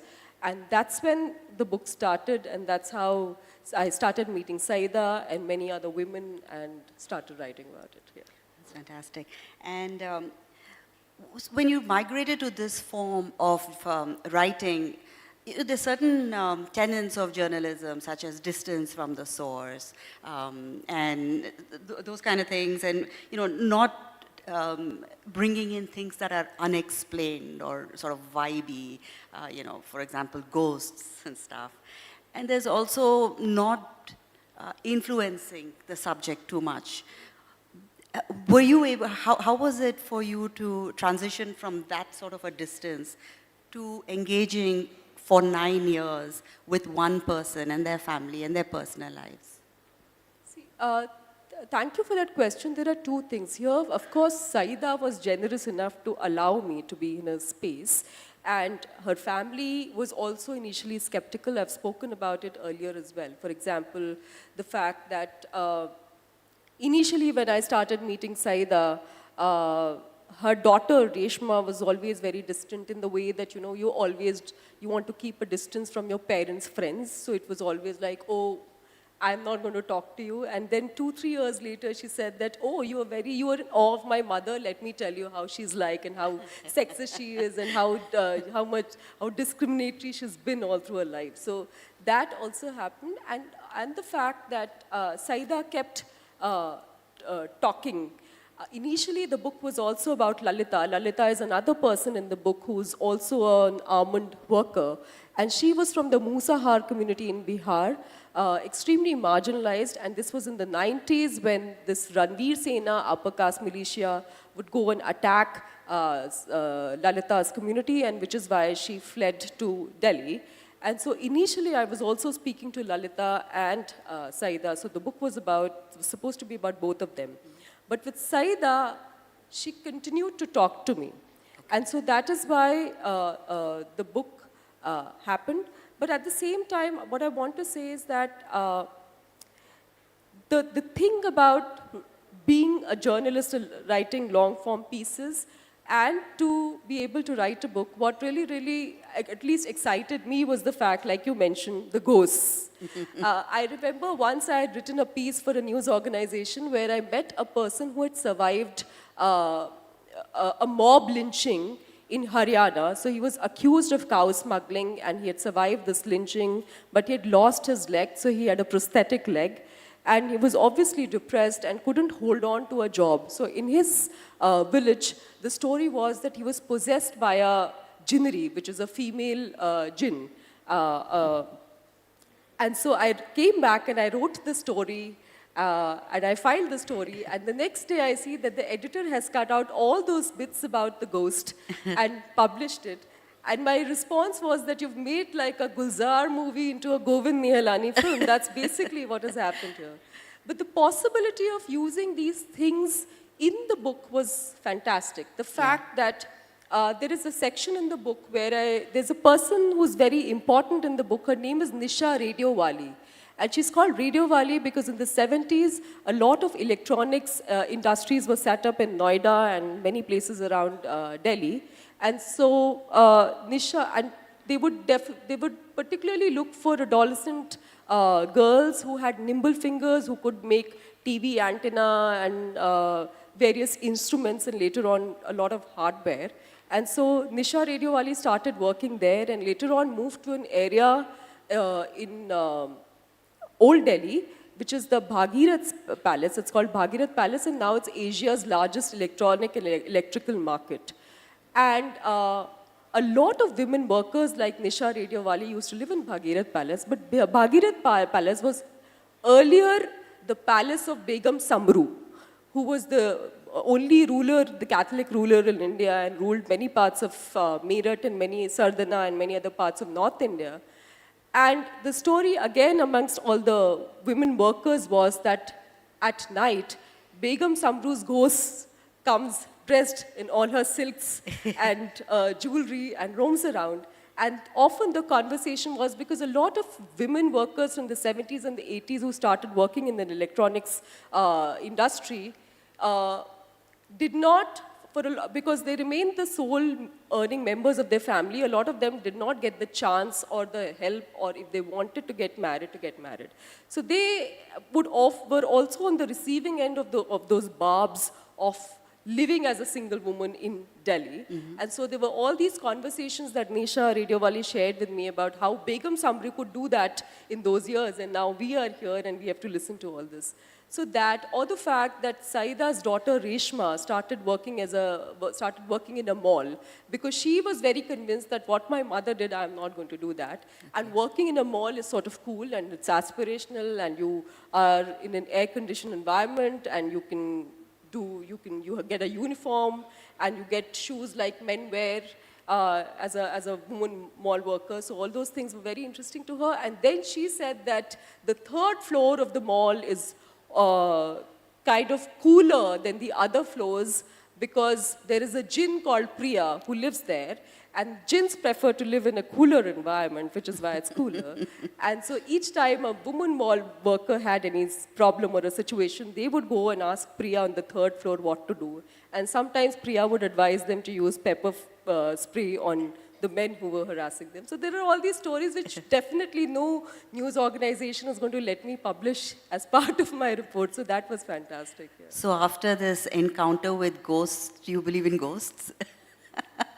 I'm just fascinated by them. That's great.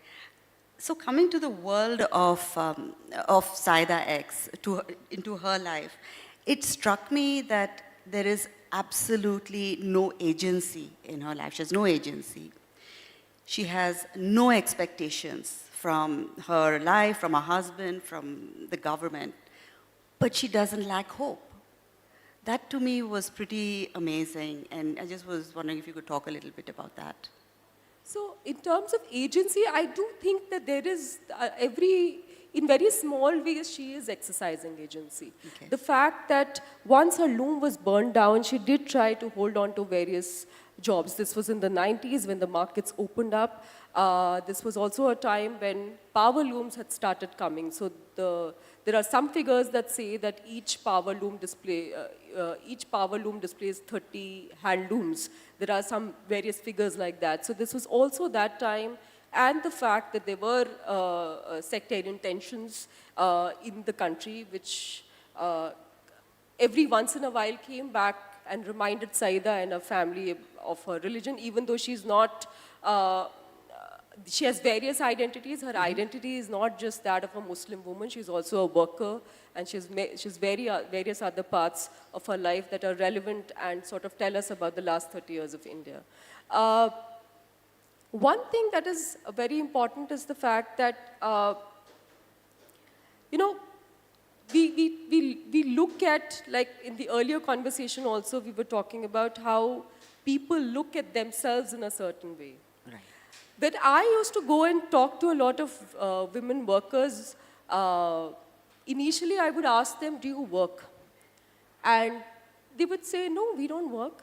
And I would point out and say, no, but I see you stitching footballs. And then they would say stuff like, this is just to buy milk for the children for today. Or this is just to buy a grocery. Or this is just to pay for the children's tuition. And so there are two aspects to it. One is the fact that, and the men in the same area would sit down the whole day unemployed till they would be offered 250 rupees, 300 rupees per day. And so there are two aspects. One is the fact that as women, the self-worth is so low. Yeah. And we are so used to doing unpaid work. So even to have the confidence to say that I'm a worker, right, and to say to somebody out from outside is a big thing. And the fact that the other question about self-worth is that women, so Saida is getting 60 rupees to do, for 144 pieces of photo frames, and they're working for 12 to 16 hours. But men, because they're so sure of their worth, till they don't get that amount, time-based wage, they don't do it. Right. The other thing is also the fact that one day I was going around and a lot of workers were talking to each other about me. And they said, I'll say it in Hindi and I'll translate it in English. They said, "Dekho kaam ke liye inko bhi kahan bhage padna padta hai." Look how she also has to roam around. And the fact is that there is agency. She is every once in a while deciding what to do. The fact that the state is sort of not visible or not present in her life at all. Yeah. The fact that this home-based work or peace rate work is now the order of the day. Everything, every possible thing that we are using, that Tetra Pak there, this foam that we have here, these candies here, every possible thing is being made or has the labor of peace rate workers in India now, and most of them are women. The fact that bigger factories no longer hire people. Earlier it started with the multinational companies where when they started outsourcing work to places like India, and then that would be outsourced to the supplier, the contractor, subcontractor, and it would come to the women who would do this. But now even the domestic markets are doing that. But in this situation, whatever work that is coming her way, she is taking it. The state is not instrumental. The trade unions, because there's also, again, a gender component here, where a lot of trade unions do not understand that this work that you're doing at home on the side is actually work and labor, and it needs to be, it needs to get equally compensated, and there has to be minimum wage for that. So that is also something that, and there is hope. Because the hope here is the fact that every once in a while she is doing this work and whatever is coming her way to survive. Once I asked, and the other thing about documentation of such things also is the fact that once I sat with Saida and started, very dutifully started asking her, what all jobs did you do? How much did you get paid? So obviously all the women after a point started getting very irritated looking at me in their workspaces, because they would be like, I've done this for 14 hours, again you want me to sit with you and talk about it.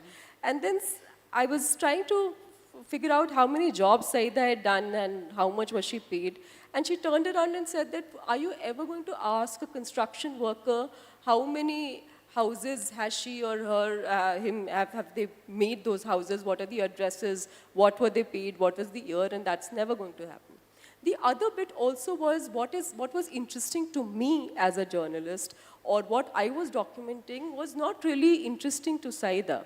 So the fact that once again, she told me that she used to roll agarbattis, and I'll come to the story of the agarbattis in a bit, and I started asking her, how did you do it? And she got really annoyed, and she said, I'm telling you about about Banarsi sari weaving, and you want to know about agarbattis, like really, why are you even here? And then I realized that the agarbattis that she was rolling had one packaging which was called Nandini agarbatti. And Nandini agarbatti was the face of a cow with horns and some gold ornaments. And I got really intrigued. And I realized that for a long time, she was working for a factory, quote unquote factory, which made cow urine products. So here on the outside, people are being beaten up for their religion and all purity, and all those conversations were happening. And here Saida was working in this cow urine factory and making a lot of these cosmetics and products. So the things that were important to me were not really important to her. So, but agency was very much there. Hope was very much there. Yes. During this, and I want to say this with an example, because while I was working on this, there was some time in between when I was stalked for 5 months, and there was some like threats, and somebody eventually tried to break into my house. And so when I told Saida about this, she said that, very simply, she said that the elephant keeps walking and the dog keeps barking. Because this was the time when Saida, again in 2020, her house was burned down in Karaval Nagar. And so also the fact that she told me that, and I asked her, how do you get affected by what is happening outside around you politically? And she said that, I don't wake up every day to think how to defeat or how to teach this party or these people a lesson. I wake up to think about how to put food on the table. And so here there are these conversations where agency is being exercised for survival, where the immediate need is far more important rather than to think about bigger things. So those are the things that were important. So in some ways, going back to the previous talk, the agency is through in the spaces that you have, in the space of your house, through the womb, so whatever you can do. And is another reason why they feel why the women and Saida also do not value their work as much as men is because, they don't want to sort of usurp the role of the men in the house, right? For the men's egos as well, because there's Saida's husband who doesn't do anything. She's a sole breadwinner. But did she ever think of herself in that way? So it's very interesting because, so Saida was very interested in films since she was a child. And her deal was that the only sort of desire was that she wanted to get married to a person who was interested in films, because she had just watched Tezab.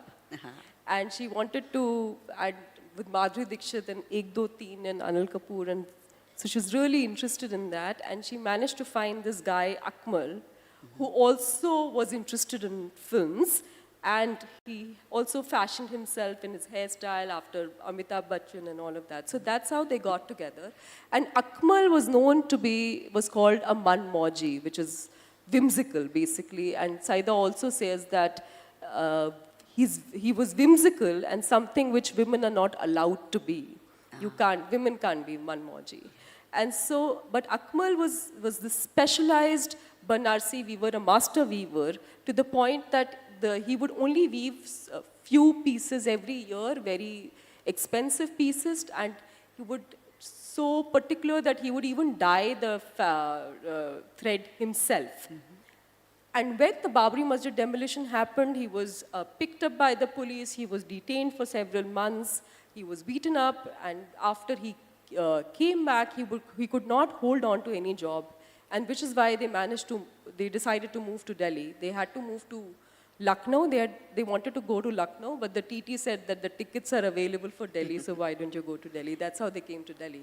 And once they came to Delhi, Akmal, who had so much pride in his work, in the next 30 years, he could never get any other job than a porter or a cart rickshaw puller. So a person who is so invested in their work is now only reduced to this, and which is why he becomes an alcoholic. And Saida becomes the primary breadwinner, but like you said, she never had the confidence, and there's always this sort of facade in this patriarchal world, or at least the part where Saida lived, where you have to keep doing your thing, but just keep making sure that you make the man feel important. Yeah. So that's what Saida did. To the point that when Reshma grew up, at one point, she's the one who says that she's lying and she is actually the primary breadwinner, which really infuriates Saida. So, but you know, this kind of patriarchal condition, we all have it. The fact that one day, for the longest time, I started meeting Saida in 2014. Till 2018, I did not know that she had one more son. And then one day she said that, you know, I had this another son, Shazeb, and he ran away with this woman who had done black magic on him, and I was very intrigued by this black magic story. And then basically I found out that he was in love with another person, with a woman who was from another religion. And so full love jihad theory was floated, and accidentally Shazeb was also a bike mechanic and very interested in the Dhoom franchise, so talking about all of that. And that's when he decided that he can't be there and he had to leave with Bubbly. Now the fact that, you know, as a lot of these propaganda, people who float this love jihad propaganda, I actually call it, you know, some sort of mansplaining, because basically what you say is that you're going to show women some cell phones and denims, and our brain is going to stop functioning and they're going to run away. Basically, it's that. How can we resist Yes, man in denims? Exactly, yeah. So that's what happens, and he goes, and they would like to imagine that this is some, you know, some scheme, everybody is working into it, and here's this guy's mother who's saying that, oh, this woman did black magic on him, and they had to run away. So there are all these things, this conditioning which keeps coming up in various ways, and these are ways also to sort of survive in a space where there is no help, or there's no structural help. For example, in this sort of where everybody is now cancelled, and for some things people should be cancelled, I must say, but for a lot of things people are generally cancelled. The fact that Saida's response to sexual harassment is very tutored, and perhaps she will also be cancelled for the things she says. She says that it depends on the woman. Right. But the fact is that if the choice in front of this woman is to be able to buy food for your children for that day, or to stand up and start acknowledging that there is sexual violence, which means that your family members are not going to let you go out and work, and of course the people that you're complaining against are not going to give you work, then you have to say those things. So it's far more sort of complicated, but there's also conditioning. Yeah, and when you're talking about the layers of people, the other thing that Saida is perhaps a little bit problematic is she's not just the victim. There's also her attitude towards the other Bangladeshi Muslims, her attitude towards her daughter, her attitude towards her daughter-in-law. So it's not this narrative of victim and, so that was, So I was wondering if you'll talk a little bit about Gigi a little. Yes, yes. So there is, so Saida again, like as everybody would like to, just like any other Indian woman of her generation, Reshma starts seeing this guy. His name is Ghazali. And Ghazali is a Bengali Muslim, and he also stays in Karaval Nagar in northeast Delhi, where Saida lives. And because this was the time, and now because everything that people in power say gets normalized and becomes part of the popular parlance, because one of our top leaders started using the word Ghuspetia for a lot of Bengali Muslims and because there's no difference for them between people from Bangladesh and Bengali Muslims, so Ghuspetia. So a lot of people in Karaval Nagar started calling Ghazali Ghuspetia Ghazali. So which is why Reshma, when Reshma started seeing Ghazali, she started calling him Gigi. So now his nickname is Gigi. So Gigi is very fond of Reshma and always trying to woo her. So which is why always trying to woo her parents, Saida and Akmal. But Saida, because she is from Banaras and she has this Banarsi North Indian pride that, we eat this good food, but these Bengali Muslims, they eat mustard oil and fish and all that, and I don't like all this. So she also has these ideas, and so as everybody, various groups and people would like to homogenize everything, it's not really obviously that. Right. And so, which is why Saida also has these stereotypes, and so every once in a while she snubs Gigi, who's always helping Reshma, and yeah, so that's yeah, I mean, even victims are allowed to be, have layers. Although the narrative is about Saida and the women, was there a man in the narrative who, in the story that really appealed to you? And in a lot of these years of reporting and otherwise also I see that now, and I would really want to say, and I keep saying this, the fact that now please everybody just stop talking about empowering women. We don't need empowered women. Women are already empowered. We actually want to train men to deal with those empowered women. Right. That's something that's really needed. And so here also there is this whole crisis of masculinity that we keep talking about. It's all over Instagram and talking about male loneliness. But it's the same thing here. Akmal, the fact that he's so invested in his work, but he has to, every once in a while, he's picked up by the police and has to deal with this sort of humiliation. And the fact that he's not the primary breadwinner of the family. In fact, there is a part in his life, for a few months, he's the primary breadwinner.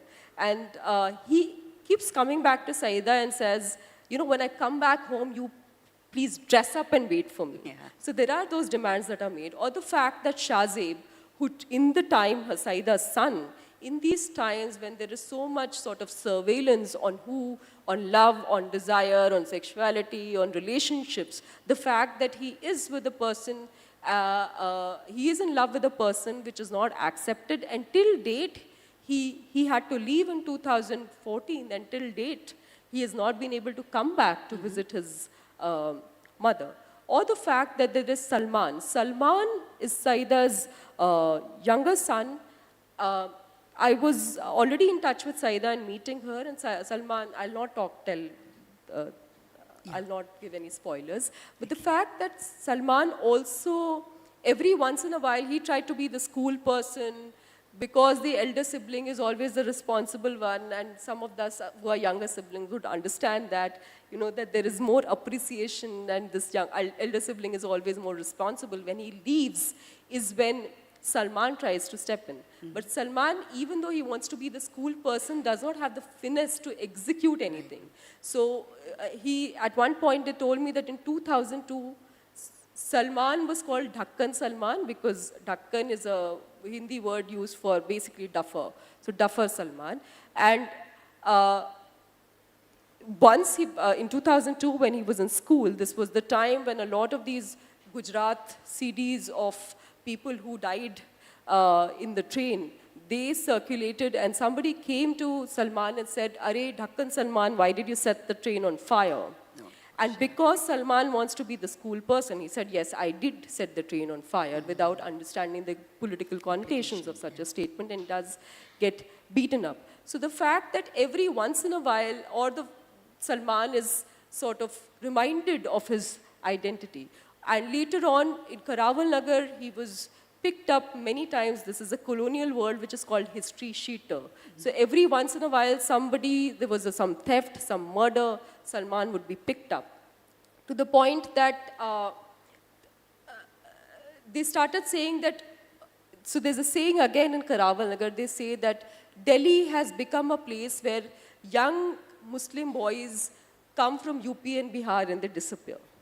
Because people are picked up, and if you happen to have a family that can follow up, Salman had Saida, so every once in a while she would go to the police station and harangue them, and then they would release Salman. But many other people went away. So there are lots of, and Gigi, for the fact that he is also a bike mechanic, but as a Bengali Muslim man in Delhi, in the times when all the CA, NRC, various debates were happening, he was again sort of marginalized because of that. So while there's pressure on you to be the primary breadwinner, be the man, be the school person, but at the same time, structurally, you're always, everything that you stand on is fractured by the situations around you.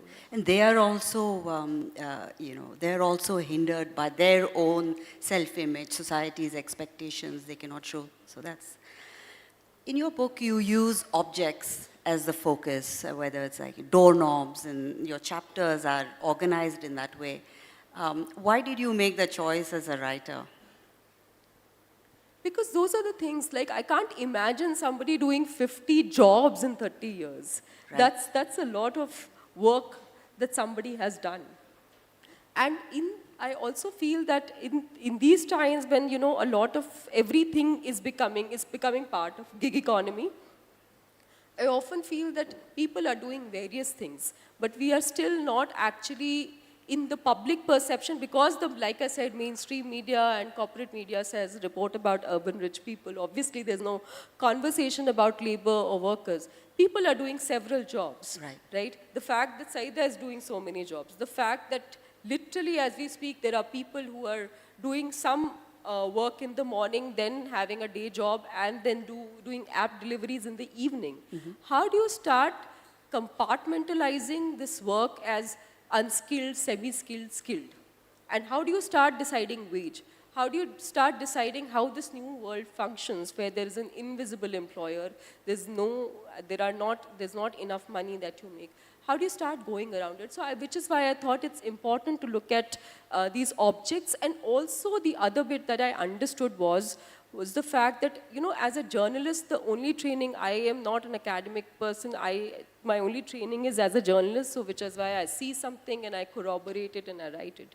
But the fact that the people that I was writing about made me realize that documentation also requires privilege.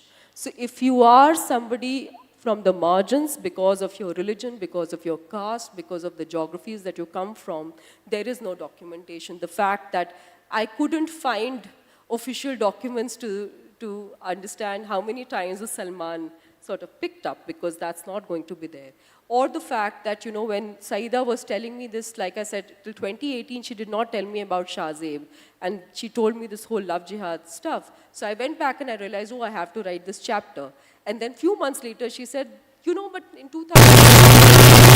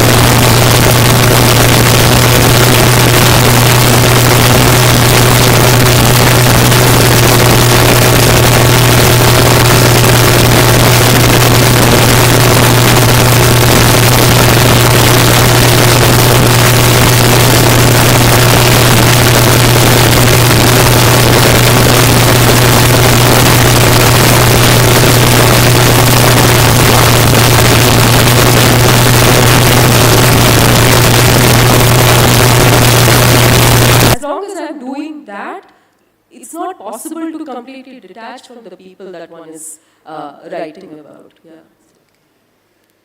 Yes, we'll be only taking 3 questions, so one is done, 2 more to go. So please introduce yourself.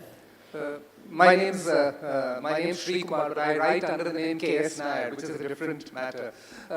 For Neha ma'am, you mentioned, it was maybe a throwaway line, but you mentioned that the state is not visible in the life of someone like Saida. But I know for a fact that there have been, we provide free food to 80 crore people. So India provides free food to 80 crore people. That is a statistic which the government sometimes flourishes.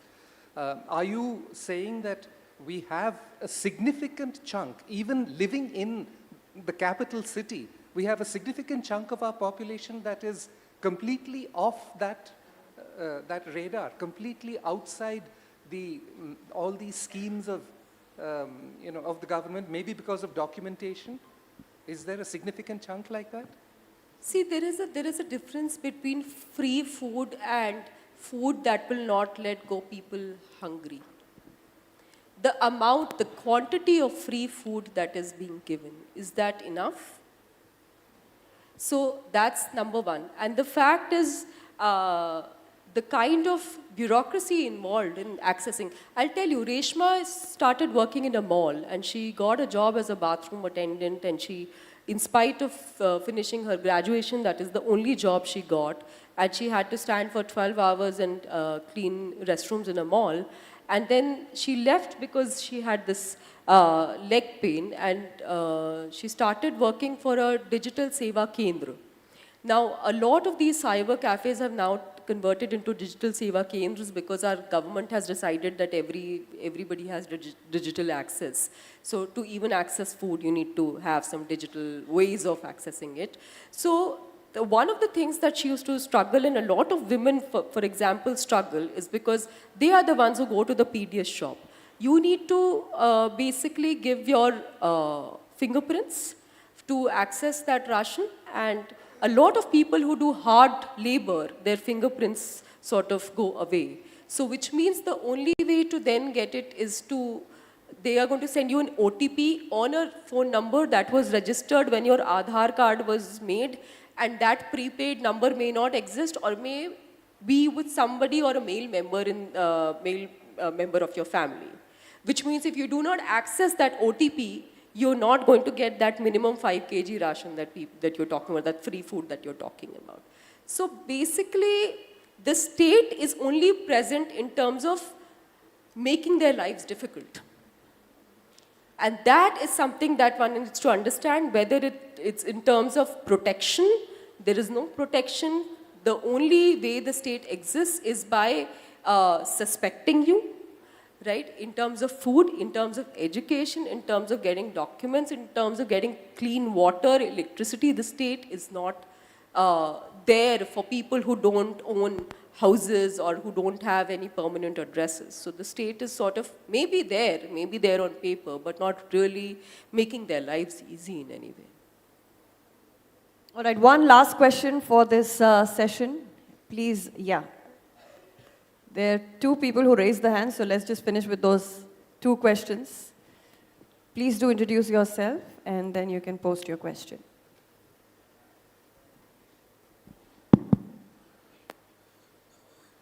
Good afternoon. My name is Mohan. I'm a professor in a business school. I have read your book and I liked it very much. And it was quite some time back that I read, but I think that given we see so many web series on various underworld activities and all that, has anybody approached you for a web series on your book? First of all, thank you for reading my book. And secondly, yes, I'm open to it, but I don't know who's going to do it. Yeah. Okay. But I think, whom do you think would be best suited to play Saida? That's a very, very difficult question. Any guess, based on what image you had when you were writing? You know, the times you're living in, I don't know who's going to play, but I definitely don't want Akshay Kumar to play Saida. So, All right, one last question. Yes, and there's one more there also in the front row. Yes, ma'am, please go ahead. Neha, as a... already scared. No, I mean, this question is purely as one journalist to another journalist, and since you have been, and you made a very valid point about the role of state. What I want to understand from you is, when you were working on the project, is it enough to depend on the state? What are those who are a little more entitled than the rest can do? No, it's not enough to depend on the state, but the state has to create the structure, the structural support, in which state can be one part, but there can also be other cogs in the wheel. The fact that there is right now no sort of social movement, civil society, mass movements, all of these things are cogs in the wheels that enable a citizen to do various things. But right now, the state is not just absent or troubling people like Saida, but also ensuring that various other structural mechanisms that can enable her life are also sort of fractured and broken and censored. So that is where the problem is. All right, I think one last question in the back. There was a lady who was constantly raising her hand. Yes. If you can quickly post your question and we can wrap up this question-answer session. In the meantime, ladies and gentlemen, we also acknowledge the presence of Mr. Jayesh Ranjan, Special Chief Secretary in the Chief Minister's Office. We acknowledge your presence here, sir. Yes, good evening. My question to Neha is, what do you think is one truth about the urban poverty in India that the readers are not ready to confront yet, I think? Can you repeat the second bit? What do you think is the one truth about urban poverty in India that the readers are not ready to confront? Confront. The readers are not ready to confront, in your opinion. See, I have met a lot of people recently who are factory owners who said, oh, it's not possible that they're getting 60 rupees. And then you say, no, it's actually happening. The suppliers, the subcontractors, every possible person that is in your supply chain is doing that. Urban poverty, also the fact that, you know, I did not grow up in Delhi. I grew up in another city and I came to Delhi. And when I came to Delhi, and just like we were talking about Hyderabad and Badshahs and various other people, when you come to Delhi, everybody talks about Purani Delhi ka khana and Mughal rulers and now the ministers and whatever. But the fact is, Delhi is also has one of the Asia's largest manufacturing markets. Who are the people who are doing this? There is no conversation about the people who keep this place running. This is an old statistic that I'm telling you, but out of the lakhs of people who come to Delhi every day, 35,000 stay back and never go. And these are the people who are building and keeping these places going. Northeast Delhi, all these working class neighborhoods, there is absolutely no conversation, acknowledgement, or even the fact that all the depictions of Delhi everywhere is where it's shown, even in cinema, forget news. So there is no acknowledgement of the fact that this is how people are. I'll tell you a very small example. Initially, when I used to go to Karaval Nagar and many other working class neighborhoods, every evening the workers would come back and they would eat potato curry with rice or roti. That's the staple meal.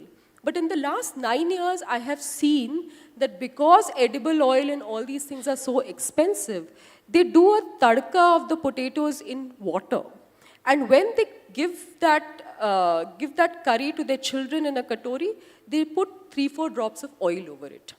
And I've seen that. But when you actually try to have that conversation, who talks about inflation or prices of edible oil or anything? So there is, I would say there's not just invisibilization. I think there's an absolute hatred for the poor in many, many ways in the India that we are living right now. All right, with that, we wrap up this wonderful, thought-provoking discussion and session. Thank you so much, Thank you Neha. so Thank you much. so much, Thank you, Kavita, for Kavita. moderating this session. Please remain on stage. I request Mr. Shrikant, Senior General Manager, the Hindu Group, to kindly please step forward and felicitate our speaker and moderator for this wonderful session. Also, ladies and gentlemen, Neha's books are being sold outside. All the authors here, their books are being sold outside in the foyer area. And the signing of the book session will happen later on towards the end of the evening. We have one more session to go. We also have high tea for everyone. So please stay put, stay right here, and do not go anywhere. Yes, one last session to go, and then you can buy the books which are being placed in the foyer area, and the signing of these books, the session will happen post all the sessions towards the end of the evening. The authors are here and they will sign the books.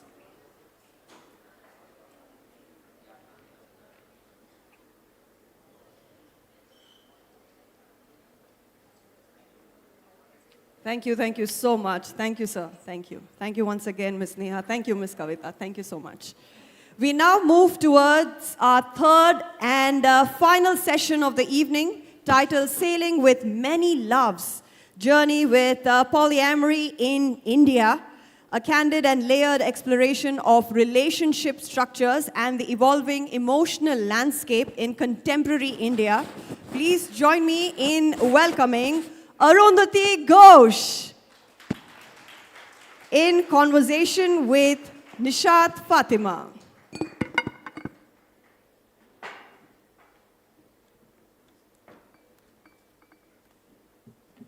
Over to our moderator, Ms. Nishat. Thank you so much. We are going from one very different topic to quite a different topic, and thank you for reminding me to hold the mic close to my face.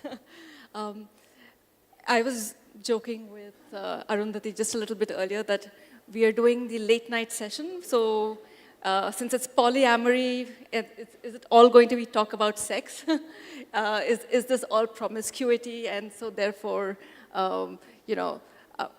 we have been put into the evening slot right here.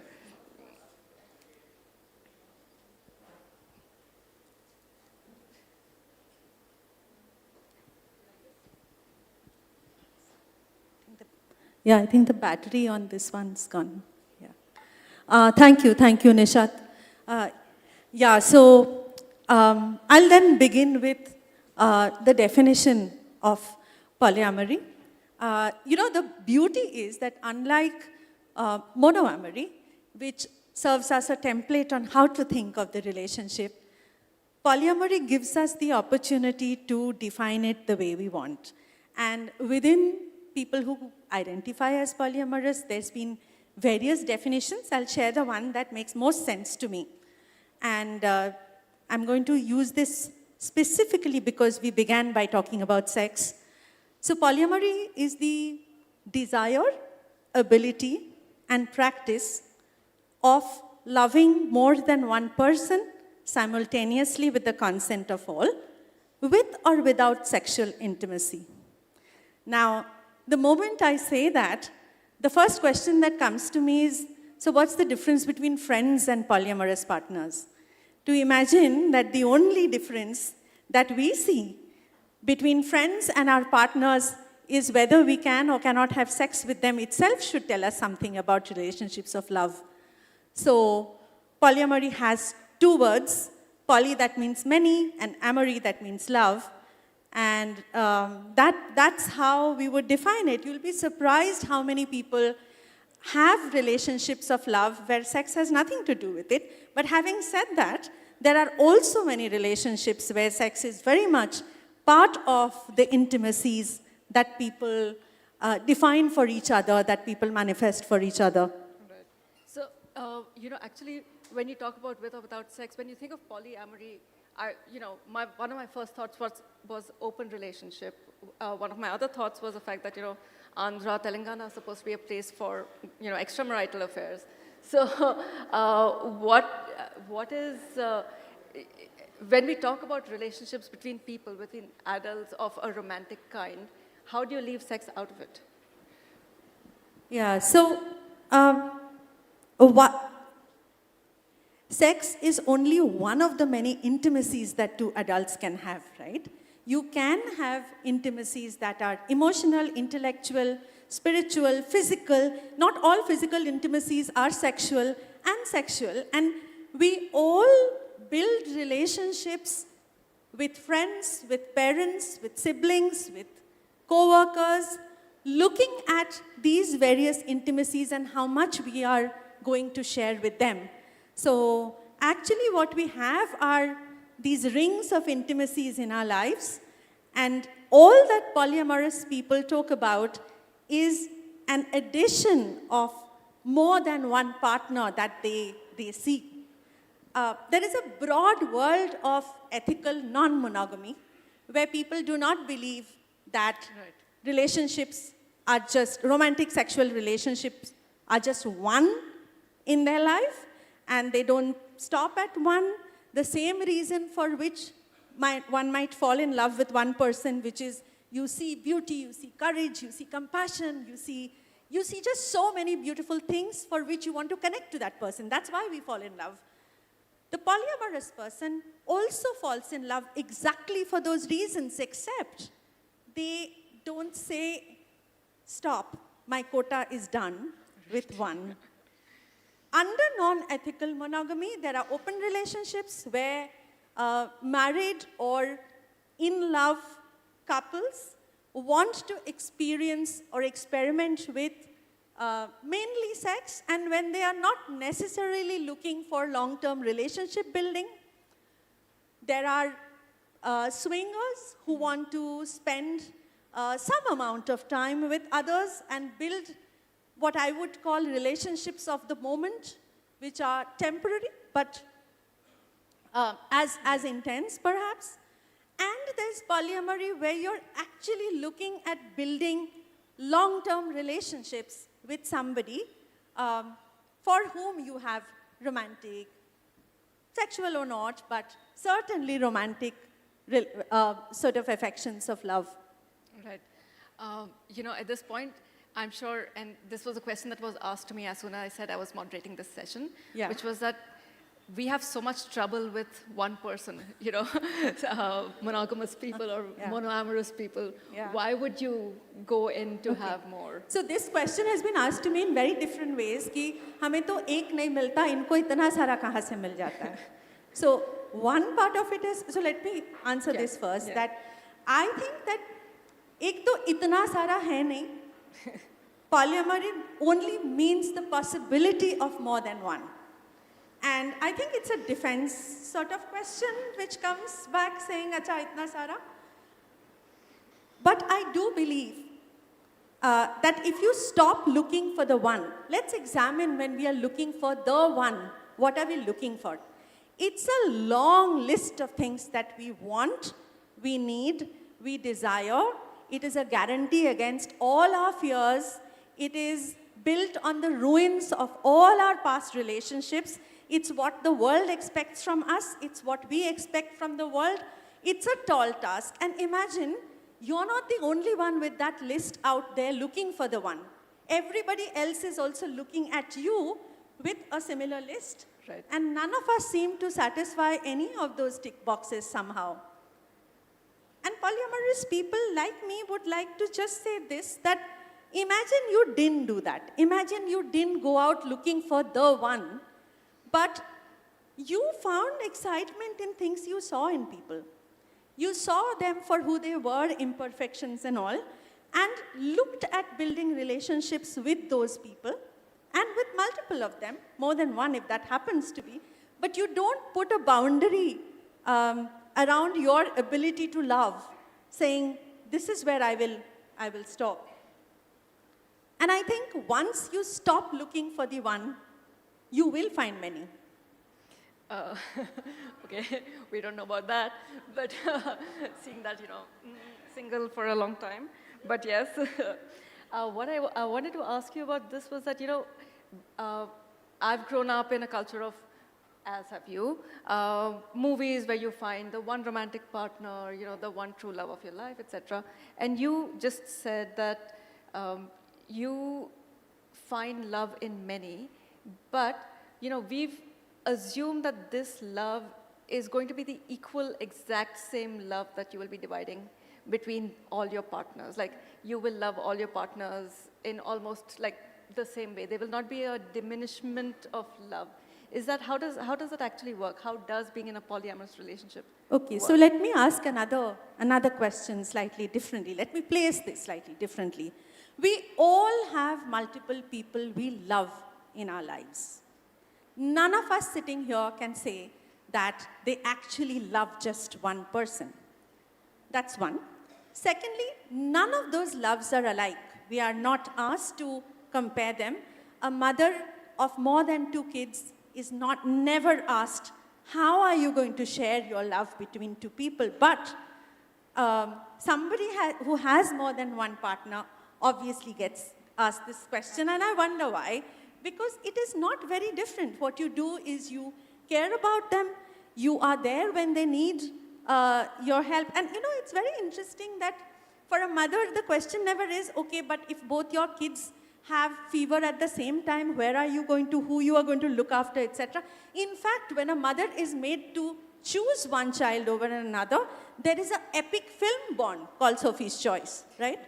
However, the moment a person talks about, and this book and polyamory is not just about me, but about many, many people in India who do live this life very actively, may not be all out, but certainly very actively, very deliberately, very intentionally. And yet these are the questions, that they get asked. Yes. So obviously there are hierarchies, but the hierarchies needn't look like a pyramid.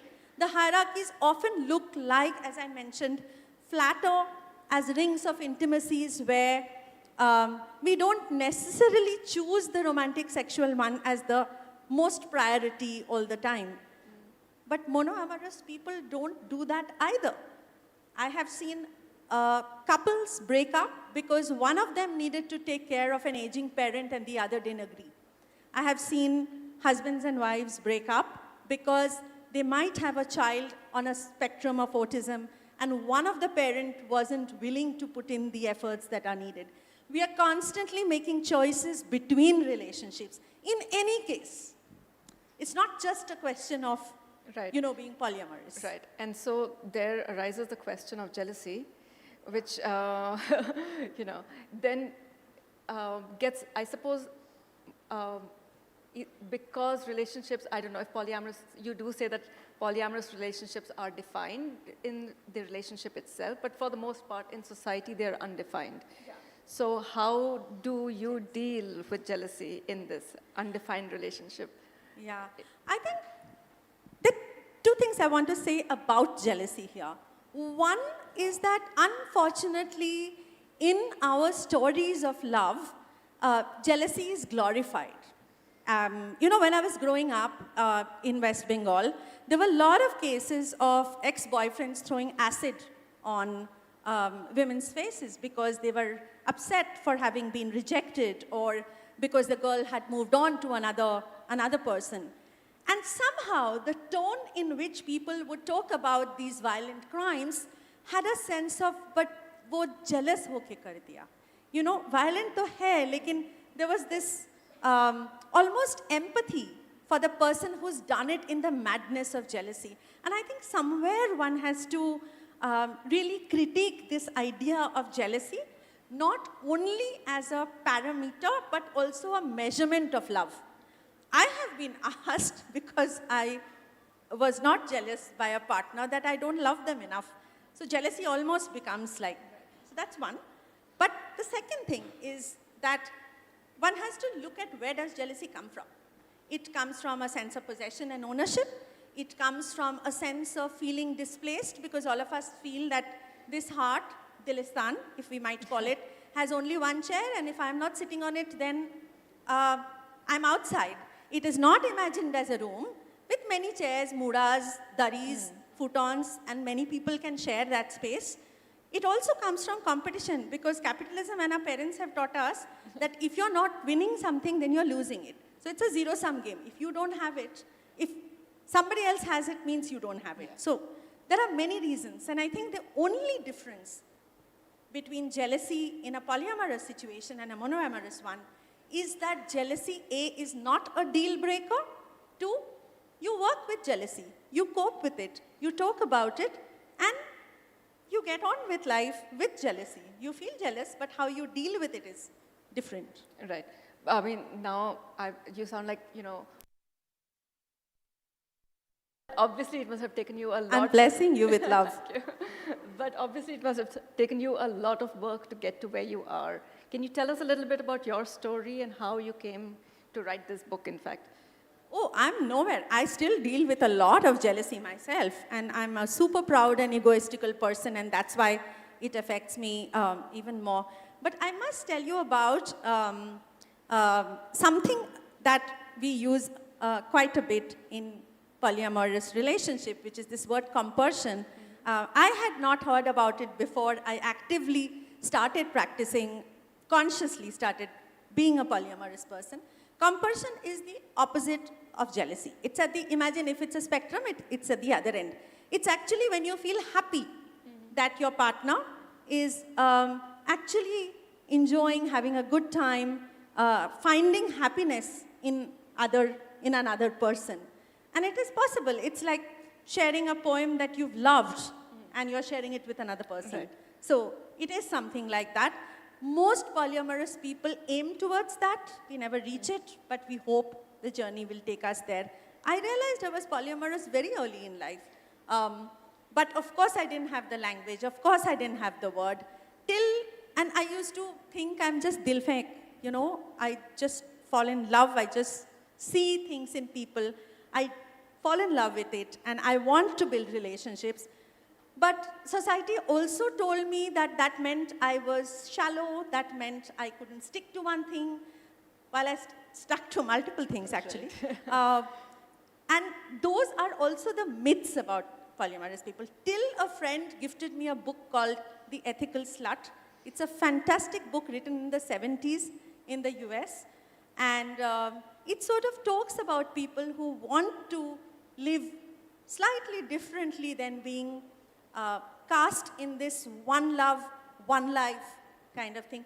Right. But Nishat, I think somewhere for me now I realize this idea of one is what bothers me. I mean, if you look around, there's this whole idea of one culture, one nation, one leader, one kind of way of life. And I think I have a deeper sort of understanding of collectivism, a deeper love for the multiple or the many stories. And that sort of extends itself for me in my love life as well. I don't know if that's the case with other polyamorous people, but I also sense it is part of my politics as well. Right. Actually, Chimamanda Adichie talks about the danger of the single story. Yeah, and John Berger talked about that as well. Yeah, and in fact, one of the people that you've interviewed in your book talks about the fact that they are both left-leaning and liberal and polyamorous, and therefore they're part of the fringe in India. Yeah. And so as a minority, we need to talk about the minority because of, making sure that they have representation, basically. So in that sense, can we just return a little bit to a little bit more academic understanding of polyamory? You write about the fact that women in India there were groups of women in India, I think Nayars in Kerala, who were polyamorous, and that the fact that polyamory, monogamy, is actually something that guards the wealth of people and makes, I suppose, patriarchal families. Yeah. I mean, see, the marriage, okay, firstly, love and marriage are two different things, have always been. Marriage was about alliances, love had nothing to do with it. It's very recently that we've conflated the two to meaning the same thing. I know very little about marriage, so I'm not going there. I'm just going to stick to love and desire. And pre-colonial India had various kinds of sexualities, gender identities, ways of loving, structures of families that existed, which were not categorized into how you see today. The kind of hum do, hamare do, heteronormative, monogamous families that you see today. And those structures enabled various kinds of relationships that were possible. So one of the reasons why you see the way you see it is, as my friend Sindhu Rajshekharan's book Forbidden Desire talks about it very well, how the British stole our queer past and queer futures. And by queer, she doesn't mean just sexual identities and gender identities, but also these forms of families, forms of loving, how people loved each other beyond the simple hetero-mono kind of model. So these were always there. And in the book, I talk about, from across various countries, communities where multiple partners, as men having multiple partners, women having multiple partners, women getting married to a person and bringing an ex-boyfriend with them as a partner and a go-between between the two. So there are all kinds of permutations and combinations of relationships that human beings have lived and experimented with, and which were there as part of communities. So what we understand as normal and majoritarian today is also impact of history. And in the first session today, Manu was talking about all the different impacts of history that are there in the present, right? He spoke about clothes and furniture, but relationships are also, the way we see it, are products of various historical things that happen. Yes, you mentioned, the post-colonial writing of looking back at the naturalness of, monogamy, right? Why would we need this post-colonial thing? Why would we need a post-colonial gaze again now? I think colonization changed many things for us, and some of those we are already relooking at, right? We are relooking at our queer histories. The law that made queer lives illegal, criminalized it in this country, is a law that was a Victorian law that was imposed on us, but we lived with it till about, a few years ago. So there is a need to decolonize the ways in which we understand our lives from the point of view of the restrictions, the way the British saw us, what they saw as deviant, and what they saw as outside of their understanding, what they feared and probably secretly desired as well. And so it's a very complicated way of looking at all of this, and therefore there is a need to re-look at some of the stuff that was already there, and not to see this as something that has just been imported from somewhere else. It's very much part of our life and living. Right. In fact, in the past few years, I was introduced to the term polyamory in a real life situation in 22, when I met people who were in a polyamorous relationship. And then, I've been seeing it pop up in newspapers and online, on Instagram, on dating apps, right? So it seems to be having a moment, right? Yeah. Is this a moment? Or is this actually a movement? I think it's a movement. I would say that, when I was in college many, many years ago, we didn't know the word queer. We just knew some boys were girlish and some girls were boyish, and we whispered. That was it. And I'm talking about the early 90s. And look where we are today with the queer world. And languages have been found. Lives are being looked at. Lives are being manifested and expressed, written about, talked about. I feel the world of polyamorous people, and especially the larger world of ethical non-monogamy, is somewhere in that 90s zone now. We are just about beginning to talk about it. Right. However, the stigmas are so strong. So, for example, there are support groups, right? There is a support group in Bangalore called Bangalore Polycules. And some of the people there are married couples who lead polyamorous lives, but they can't be out. I have a lot of privilege. That's why I can sit here and speak with you about it. But they have children. They are worried that, like how queer parents used to be 10 years ago, and even now in some places they are, that what will happen? Will the school accept their child, or will they be bullied, or how will society look at them? So sometimes we feel that probably being polyamorous is almost like the last taboo that one is dealing with. I'd certainly call it a movement because there are two lawyers that I speak with in the book, and both of them have been part of the larger queer movement, starting from the decriminalization of Article 377, and right now fighting the marriage equality, the marriage equality legal suit.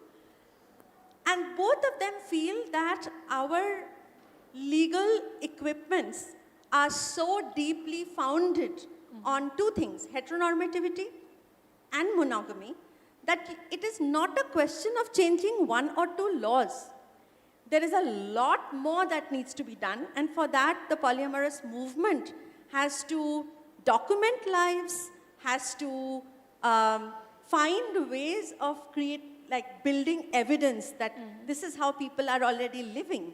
And so yes, it is one of those times. And your book is documenting exactly that. I have begun to do it, but this book has many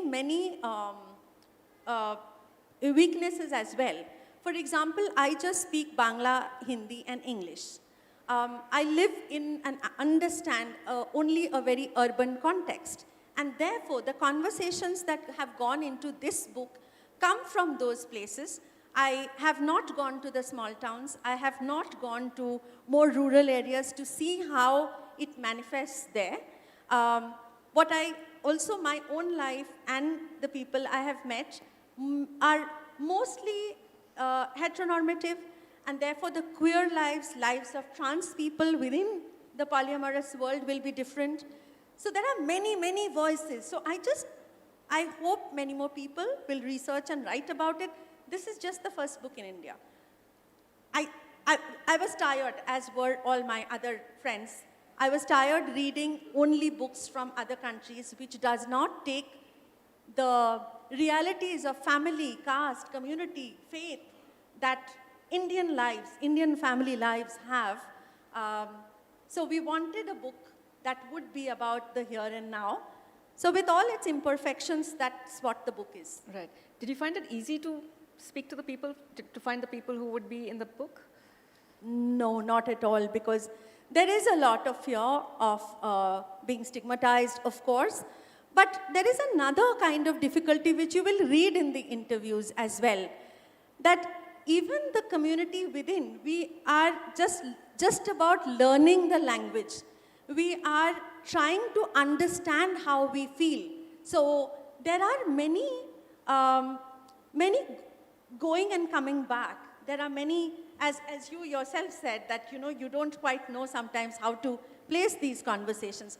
There are so many questions about desire and how we feel that are being asked, and whether we fit in this frame or that frame, or is a frame at all needed, or should the fluidity itself determine the kind of relationships that we will want. But then what happens to protection under law? What happens to inheritance rights? What happens to child care? All of these things come up. So the difficulty was also in expression. So I had to talk to a lot of people to then find those that could somehow articulate in a certain manner the things that went into the book. The other was that there is deep mental health issues as well, obviously because of the secrecy within which this has to play out. And sometimes when you hear the stories and you realize that it is not yours to share. Right. And so yeah, it has been difficult, but on the other hand, there's always been great joy, because growing up, the loneliness one feels as a person who lives and loves differently, you feel that I hope somebody who picks up this book will not feel alone anymore. Maybe you are not polyamorous, but your partner is. Maybe you'll understand that better. maybe you're having trouble with love and relationships in your very well secure, planned, monoamorous lives, but you're unable to crack a problem and seeing it through another lens of people who think differently can always provide something more, a different perspective, a different dimension to looking at your problem. So there's also a lot of joy in being able to put all of that down in a book. Right, and it's a great book, and I hope everybody is, quickly rushing to pick it up after.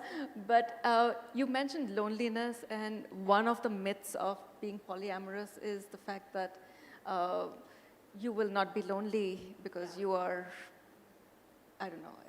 Yeah, because you'll never have anybody. Yeah, so my mother says it very well. Actually, she worries a lot about me not having one particular partner who's going to be there for me all the time. I keep telling her about all my friends who have had divorces or homes that are that pretend to be all right, but there are all kinds of secrets that are being played out. But so there's a saying in Bangla, Bhager ma Ganga paina, which means a mother who has many kids, and when she dies, she doesn't get the Ganga because every child thinks somebody else is going to do it, and nobody actually does it. But I think this is a big myth because loneliness is so little to do with whether you have a partner or how many partners you have, or what their relationship is with you. It has more to do with you finding your own space in the world, in a sense. And that is everybody's burden, whether you have one partner or many partners. In fact, one monogamous friend of mine said it with a lot of heart and sorrow, that the loneliest place is sleeping on a bed with the same person for 25 years without the other person knowing that you're lonely. And that happens to so many of us. So really, loneliness is a condition of our time, us as human beings, and not necessarily to do with polyamory. Right. You also, loneliness is a condition of the person in a way, and we've been hearing all about meditation, be with yourself, etc. But you have actually said that you're a solo polyamorist. Is that correct? Yeah. Which means that you find joy in yourself, but you are also polyamorous. Is that correct? Yeah, so I love my solo life. There are so many parts of my life that I love living solo, and I don't say single because that gets mixed up with the single couple, etc. That's why I use the word solo. There are many decisions, especially financial ones, that I take on my own, but I do have partners with whom I share journeys, long-standing journeys for many years, and we are also part of each other's life, just not wholly with them, just not that the whole life is with them. You have your solo life as well as you have lives with your partners. And I see many, many women especially who are polyamorous are choosing this way to be, that they like their solo lives, they love pursuing their own dreams, they make decisions on things on their own, certain decisions, and then there are lives that they lead with their partners as well. Partners, lovers, whatever they want to call. So is this kind of the displacement of the couple from the center of... Yes, yes, very much. It's a rejection of the sort of centrality of couplehood that some of us feel have taken over the world. And there's a lot of couple privilege that comes with it. But this is also fracturing the idea that the couple must be at the center of and priority in the hierarchy of relationships that we have in our lives. Because actually, in reality, as I mentioned earlier, that isn't so.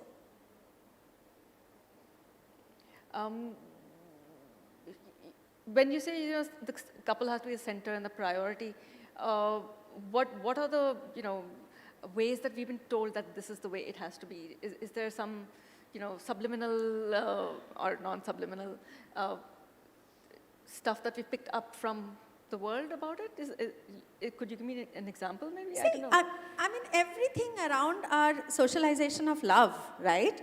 The fact that we are sort of told that we must find that one partner, that itself joins us in that expedition to find that one person.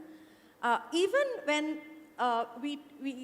often when we talk to queer families as well, there are so many that for the longest time believe in this heteronormative, till they break out of it, heteronormative idea of this 1+1 kind of unit. Everything around us, popular culture-wise, tells us to do that.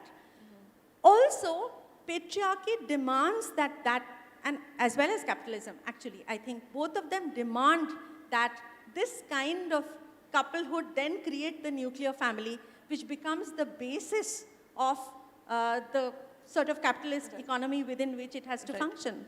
But polyamory actually, I think, busts a lot of the founding blocks of capitalism in that sense as well.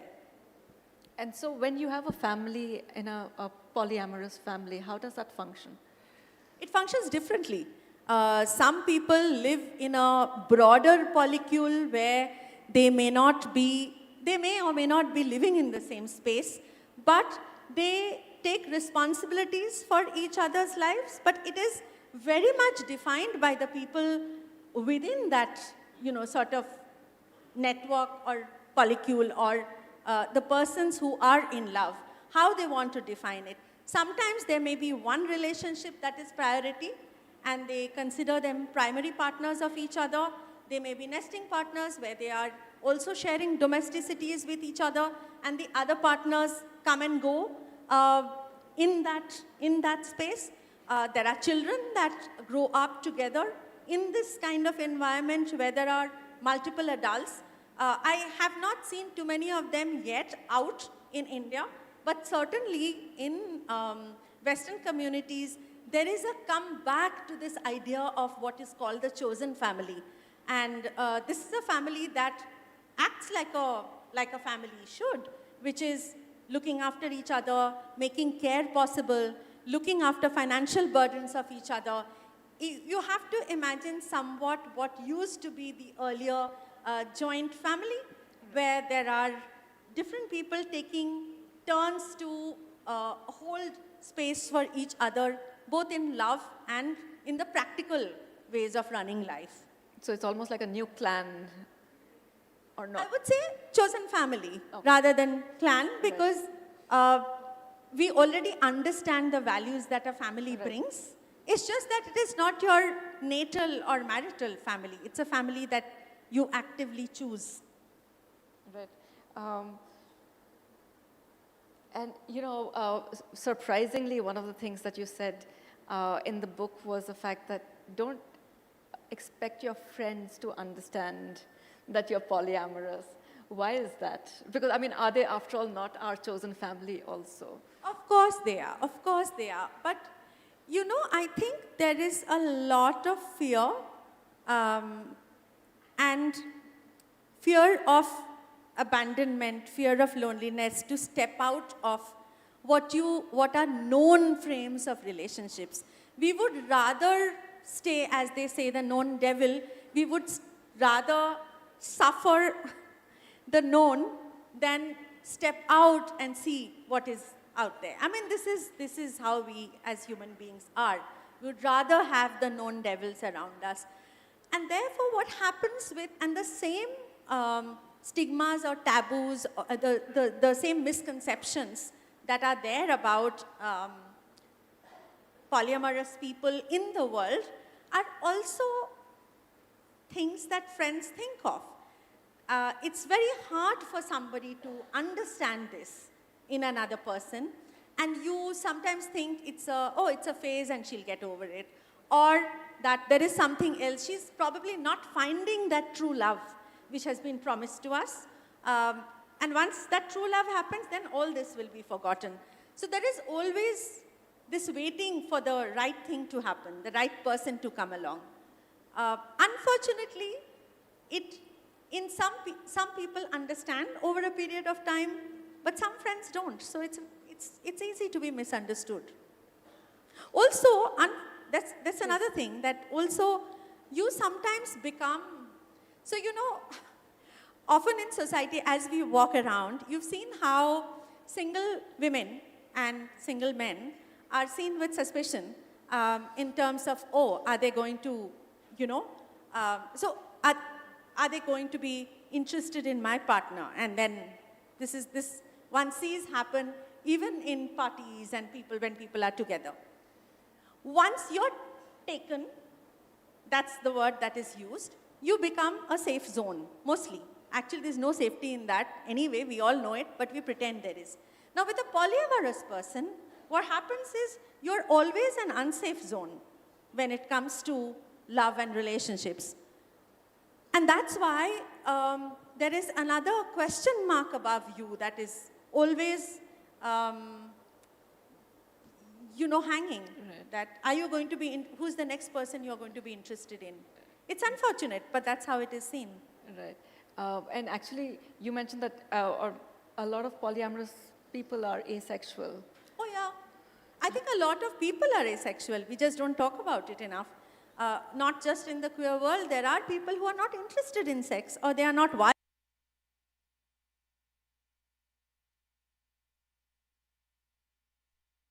Ability. As one grows older or may have,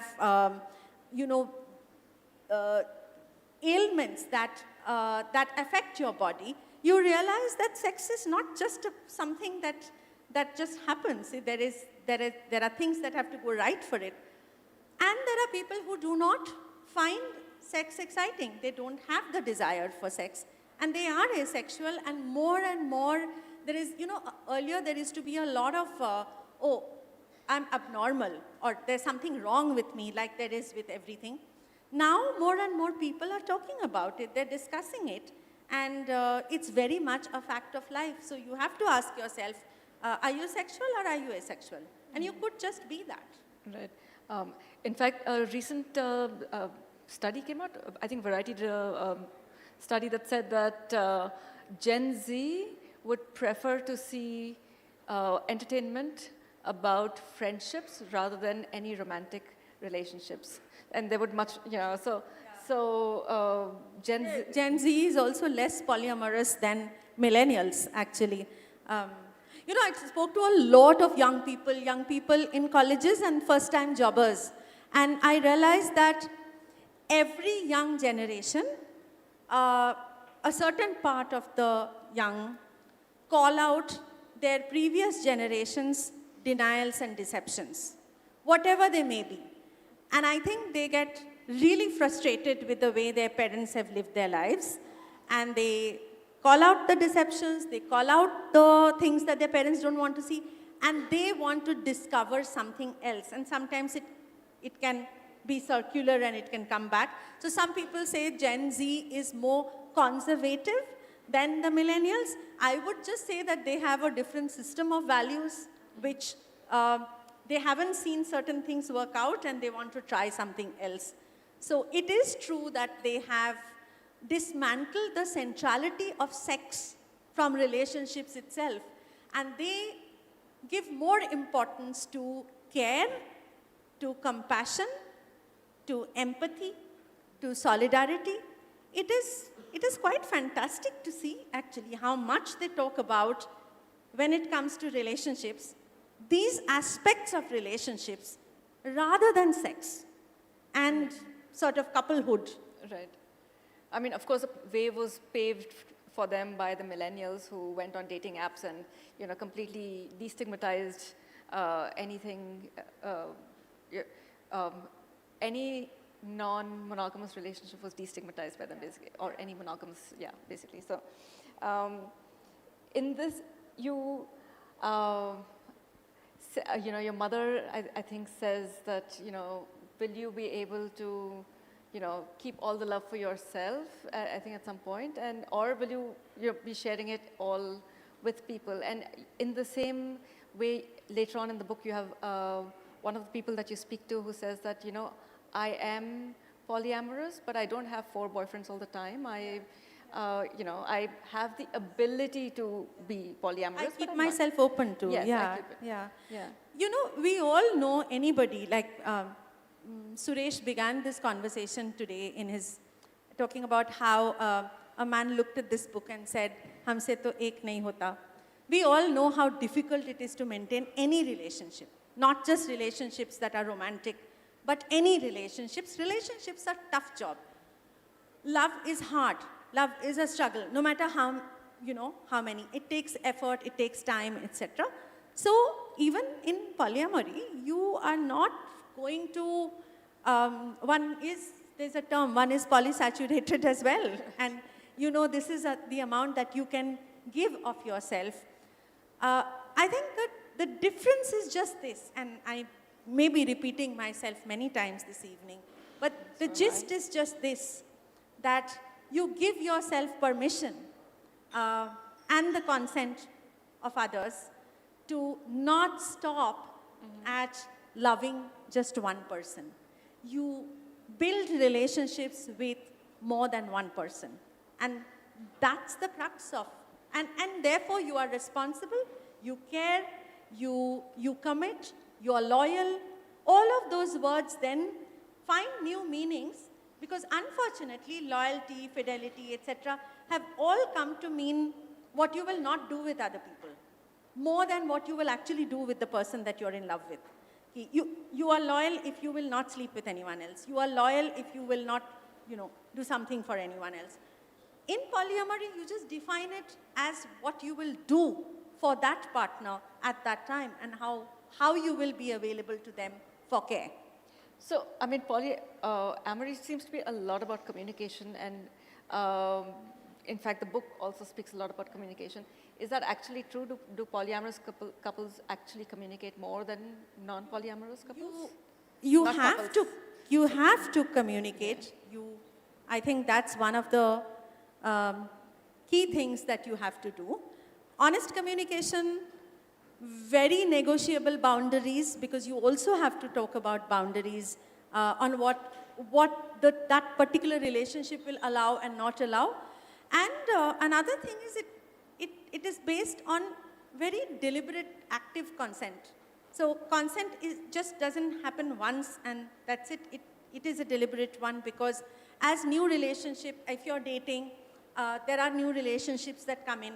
You have to discuss with your existing partners how or in what way they will pan out in your life.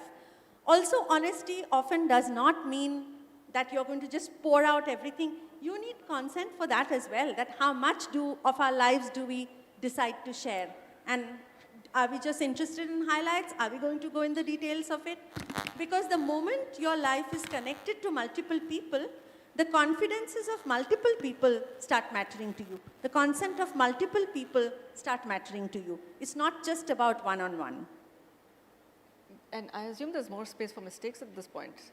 Of course there is, because you're constantly failing in any case, but you're also accepting that you're failing.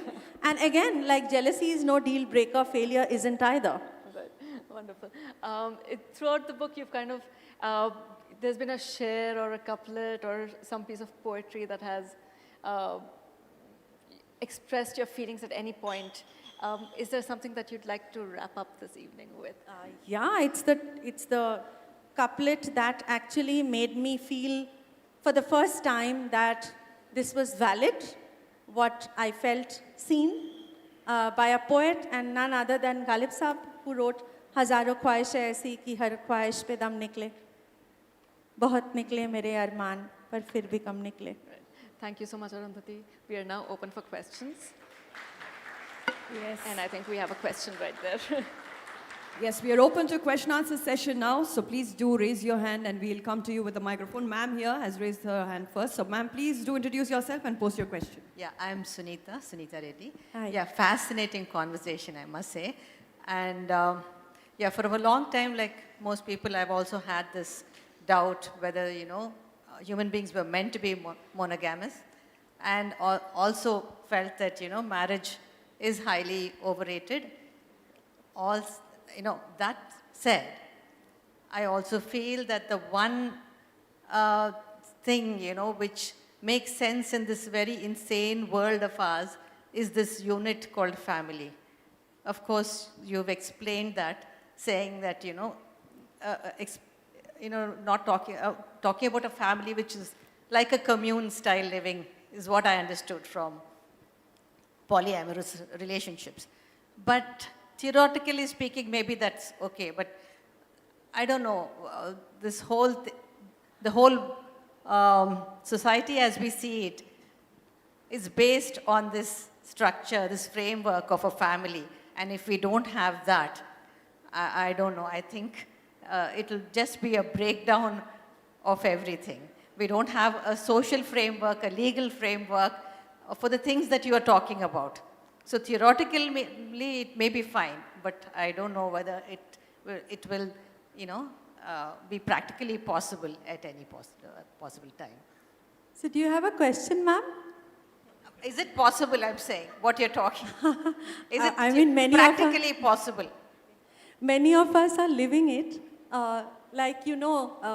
Maybe a queer couple would tell you that at one time you didn't think it would be possible to have two mothers to a child or two fathers to a child. That would super break down society. But all that we want is parallel existence. We don't want to break your life or how you want to live or how anybody else wants to live. We just want parallelly to live our lives the way we experience truth. And if they be in chosen families, not yet, because law is a moving thing, right? What you have in law today, you may not have tomorrow and vice versa. So we'll fix those. But just that a right to live parallel lives, while, of course, your lives continue the way it is. There is no world takeover. And I should have also said at the beginning that we don't convert, we are not infectious. We just want to lead our lives parallelly, like you do yours.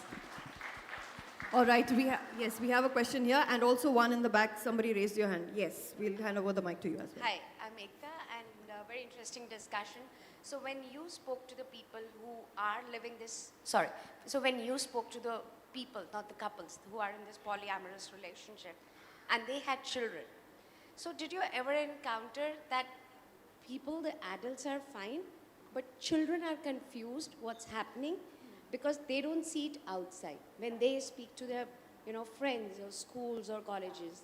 So they are confused and they question their parents what's happening, and then how do the parents kind of clarify them this kind of new structure? Absolutely. Thank you. Absolutely. And I actually, when I met people like that, I went back to the first time when I was in class 6, we had a child from a broken home. And the entire school was talking about her. Because divorce was so uncommon at that time. Women would rather get beaten and stay in relationships because, what will happen to children. Cut to 2025. Let's see how, children deal with. So yes. The answer to your question is yes. Children are confused because they pick up and their parents explain to them. Their parents explain what it is about at a certain age. Like adopted kids are told they're adopted. Like kids of divorced parents are told that their family is now going to look different. Like queer parents explain to their kids why there are two mothers and two fathers. Parents who are polyamorous and have kids also explain what these relationships are. And initially, it is very difficult because not only they don't find examples, nobody talks about it either. At least about divorce and queerness, we're talking about it today. So it's tougher. Many parents don't. They wait for the kids. They say that we are not going to say anything, and therefore they lead secret lives. Not from each other, but from the children. In fact, one of the most difficult questions that came for me when I was doing talks about the book is a parent standing up and saying, you talk so much about, in the book, about children coming out to parents and the difficulties, etc., and you ask parents to be understanding and empathetic. You say nothing about how parents should come out to kids. Now, one, I don't because I'm not a parent and I dare not, but it is a very difficult thing. But I must say, the idea that kids will be scarred or destroyed is false. There is enough that bad monogamous heterosexual marriages do to children that none of these other forms of life does. So let's not put that on polyamorous people. All right. Yes, the person behind, and then we'll come to you also, ma'am. Good evening, ma'am. Okay. So how do you think one can actually deal with falling out of a polyamorous relationship? I couldn't hear your question, sir. Could you say that again, please? How do you think one can actually deal with falling out of a polyamorous relationship? Falling out? Yeah. Calling out, or falling out? Falling. Falling out. Yeah. Like in the perspective of this, not in the perspective of the society, but in the perspective of that very human. That unit. Yeah. Then, you know, it's, thanks for asking this question. I deal with that in the book because in a polyamorous situation, people are connected to each other. So one breakup actually impacts other lives and other relationships around it in ways that a monoamorous relationship does not. But having said that, even monoamorous relationships, when they break up, friends form camps. When people get a divorce and their marriage breaks up, friends are having to choose which side they want to be, etc. So it does impact, and families also have to deal with it. So it does impact slightly more the relationships that are built around that particular set of people. So yeah, so that's what happens when it breaks up. Yes, there's a girl, the lady, young lady, and also a lady here. So two ladies, sir, we'll just wrap up. Yeah, please, if you can raise your hand, he'll come to you with a mic.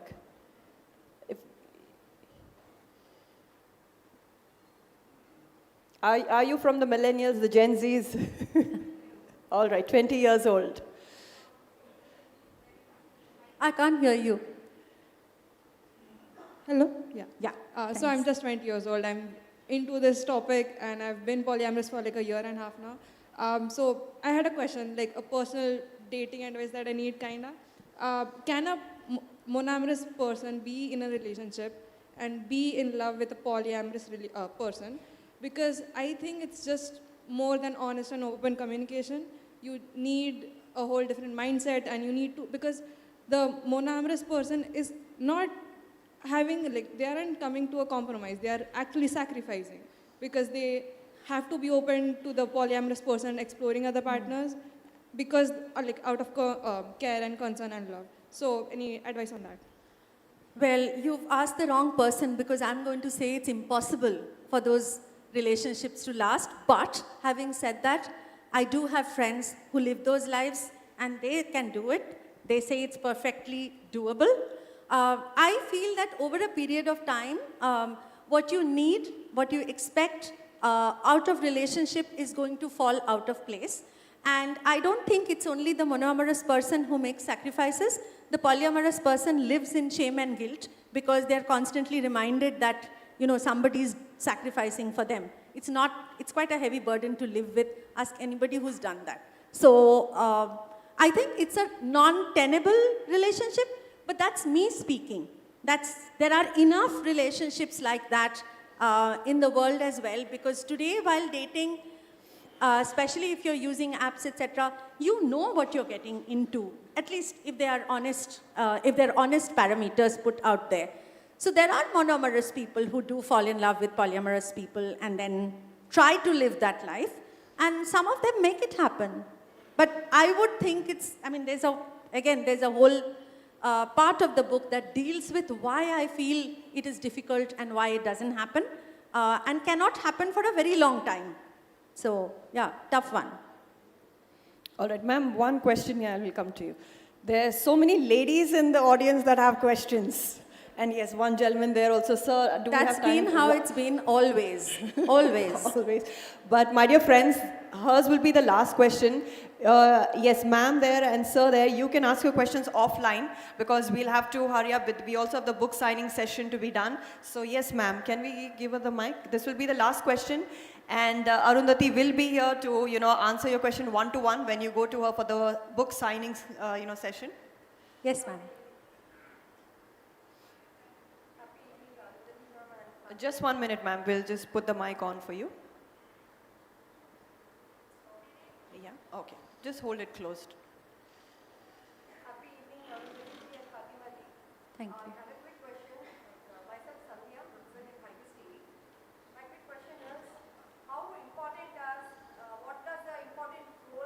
Transparency and trust and the people between who are in the relation between polyamory?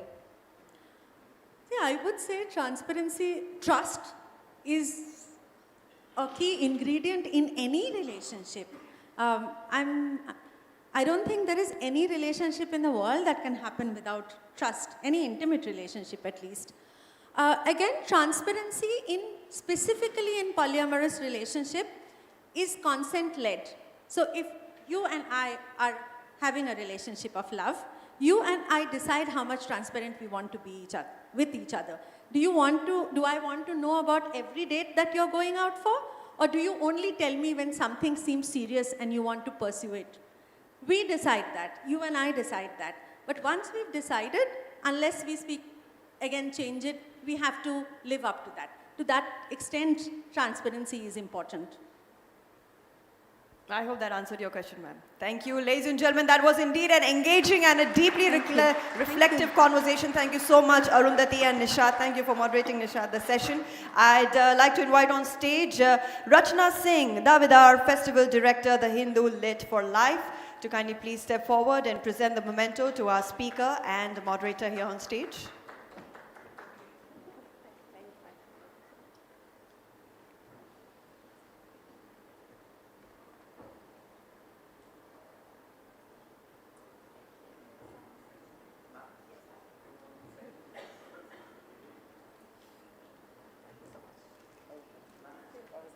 Yes, it's time for a photo opportunity as well.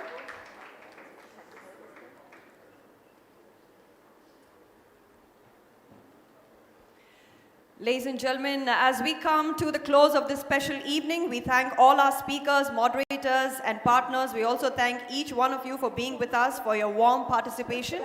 We are privileged to host this evening along with the all-new Kia Seltos, our presenting partner, and in association with Christ University and Nitte Meenakshi Institute of Technology. Associate partners are Akshaya Kalpa and Aparna Constructions. Book partner is Crossword.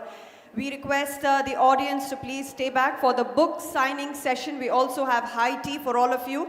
The book signing session with all our authors begins now just opposite to this ballroom. So please proceed to the designated area and do enjoy your time with the writers. High tea is also being served now, ladies and gentlemen. Please have a wonderful evening. This is your MC Sharon signing off. Thank you.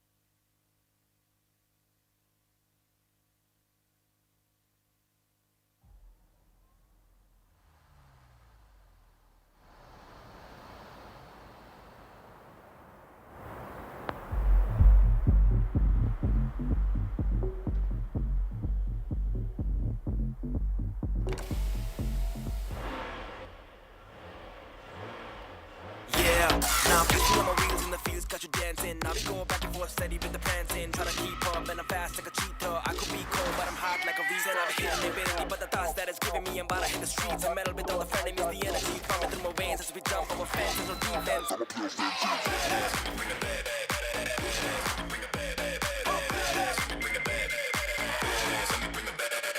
Badass, let me bring that back. High for the shots and I'm ready for the comeback. You were never on that, you were never been there. Watch me as I drift and I poof in the thin net.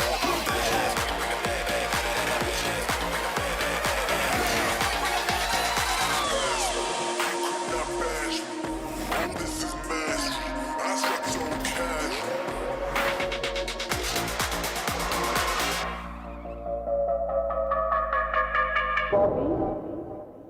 Bobby?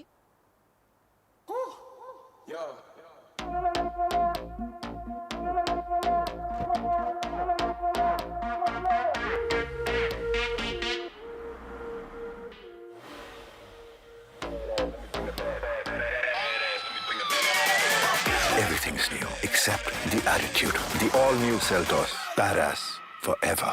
Kia. Movement that inspires. Imagine a place where your curiosity is celebrated, your dreams are nurtured, and your potential is limitless. A place where learning is more than just a classroom experience. It's an adventure, a journey, and a transformation. With world-class facilities and a team of visionary experts, we craft thinkers, leaders, and change makers for the world.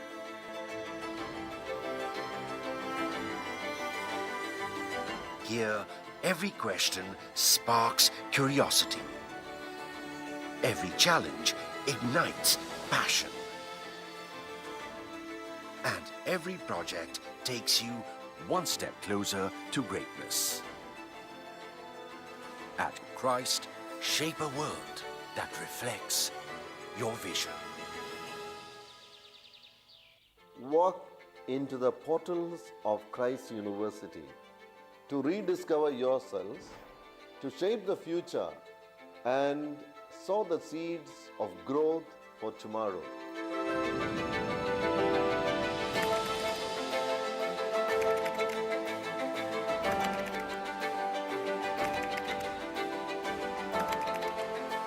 This is our journey together to create a meaningful impact in the society.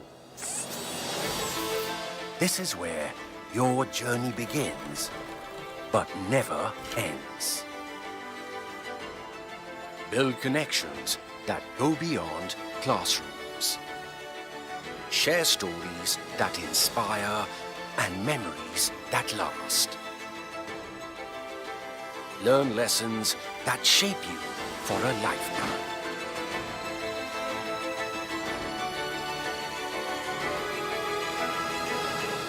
Dare to be yourself.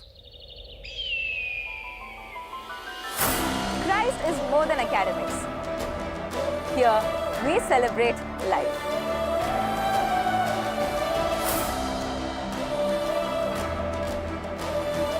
Every game is a chance to push yourself further, to compete with passion, and to rise together as a team.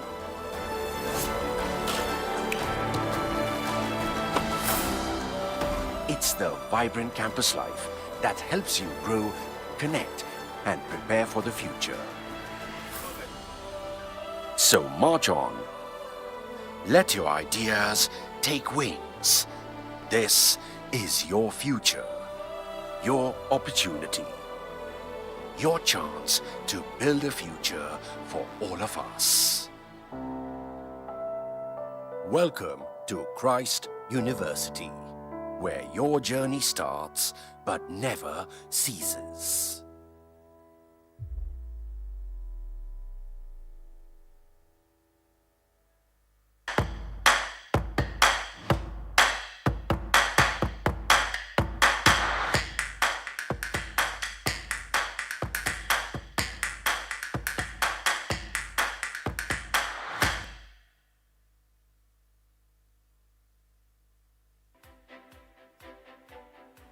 Every time I say I'm pursuing BTech at NMIT, it's always followed by everyone asking, what's it like? Well, today we're spilling it all.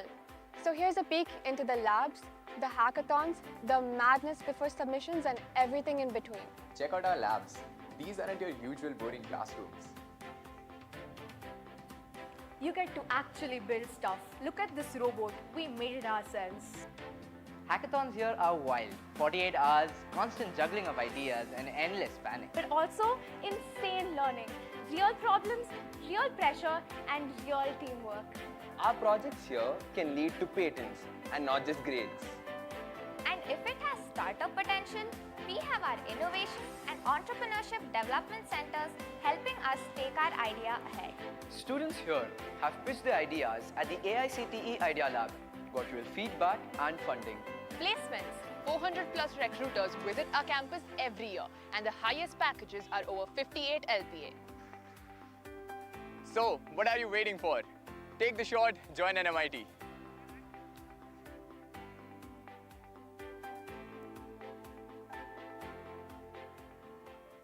Alright, see you. Okay, see ya. My wife thinks I don't know what she did. My husband thinks I can't see him. She can do things behind my back. Is it? He thinks his secret is a secret. You know what I know? I know too. Yes, I know the sacrifices she made. For our dream home, he has silently worked hard, very hard. She didn't buy things she liked. Even he gave up all his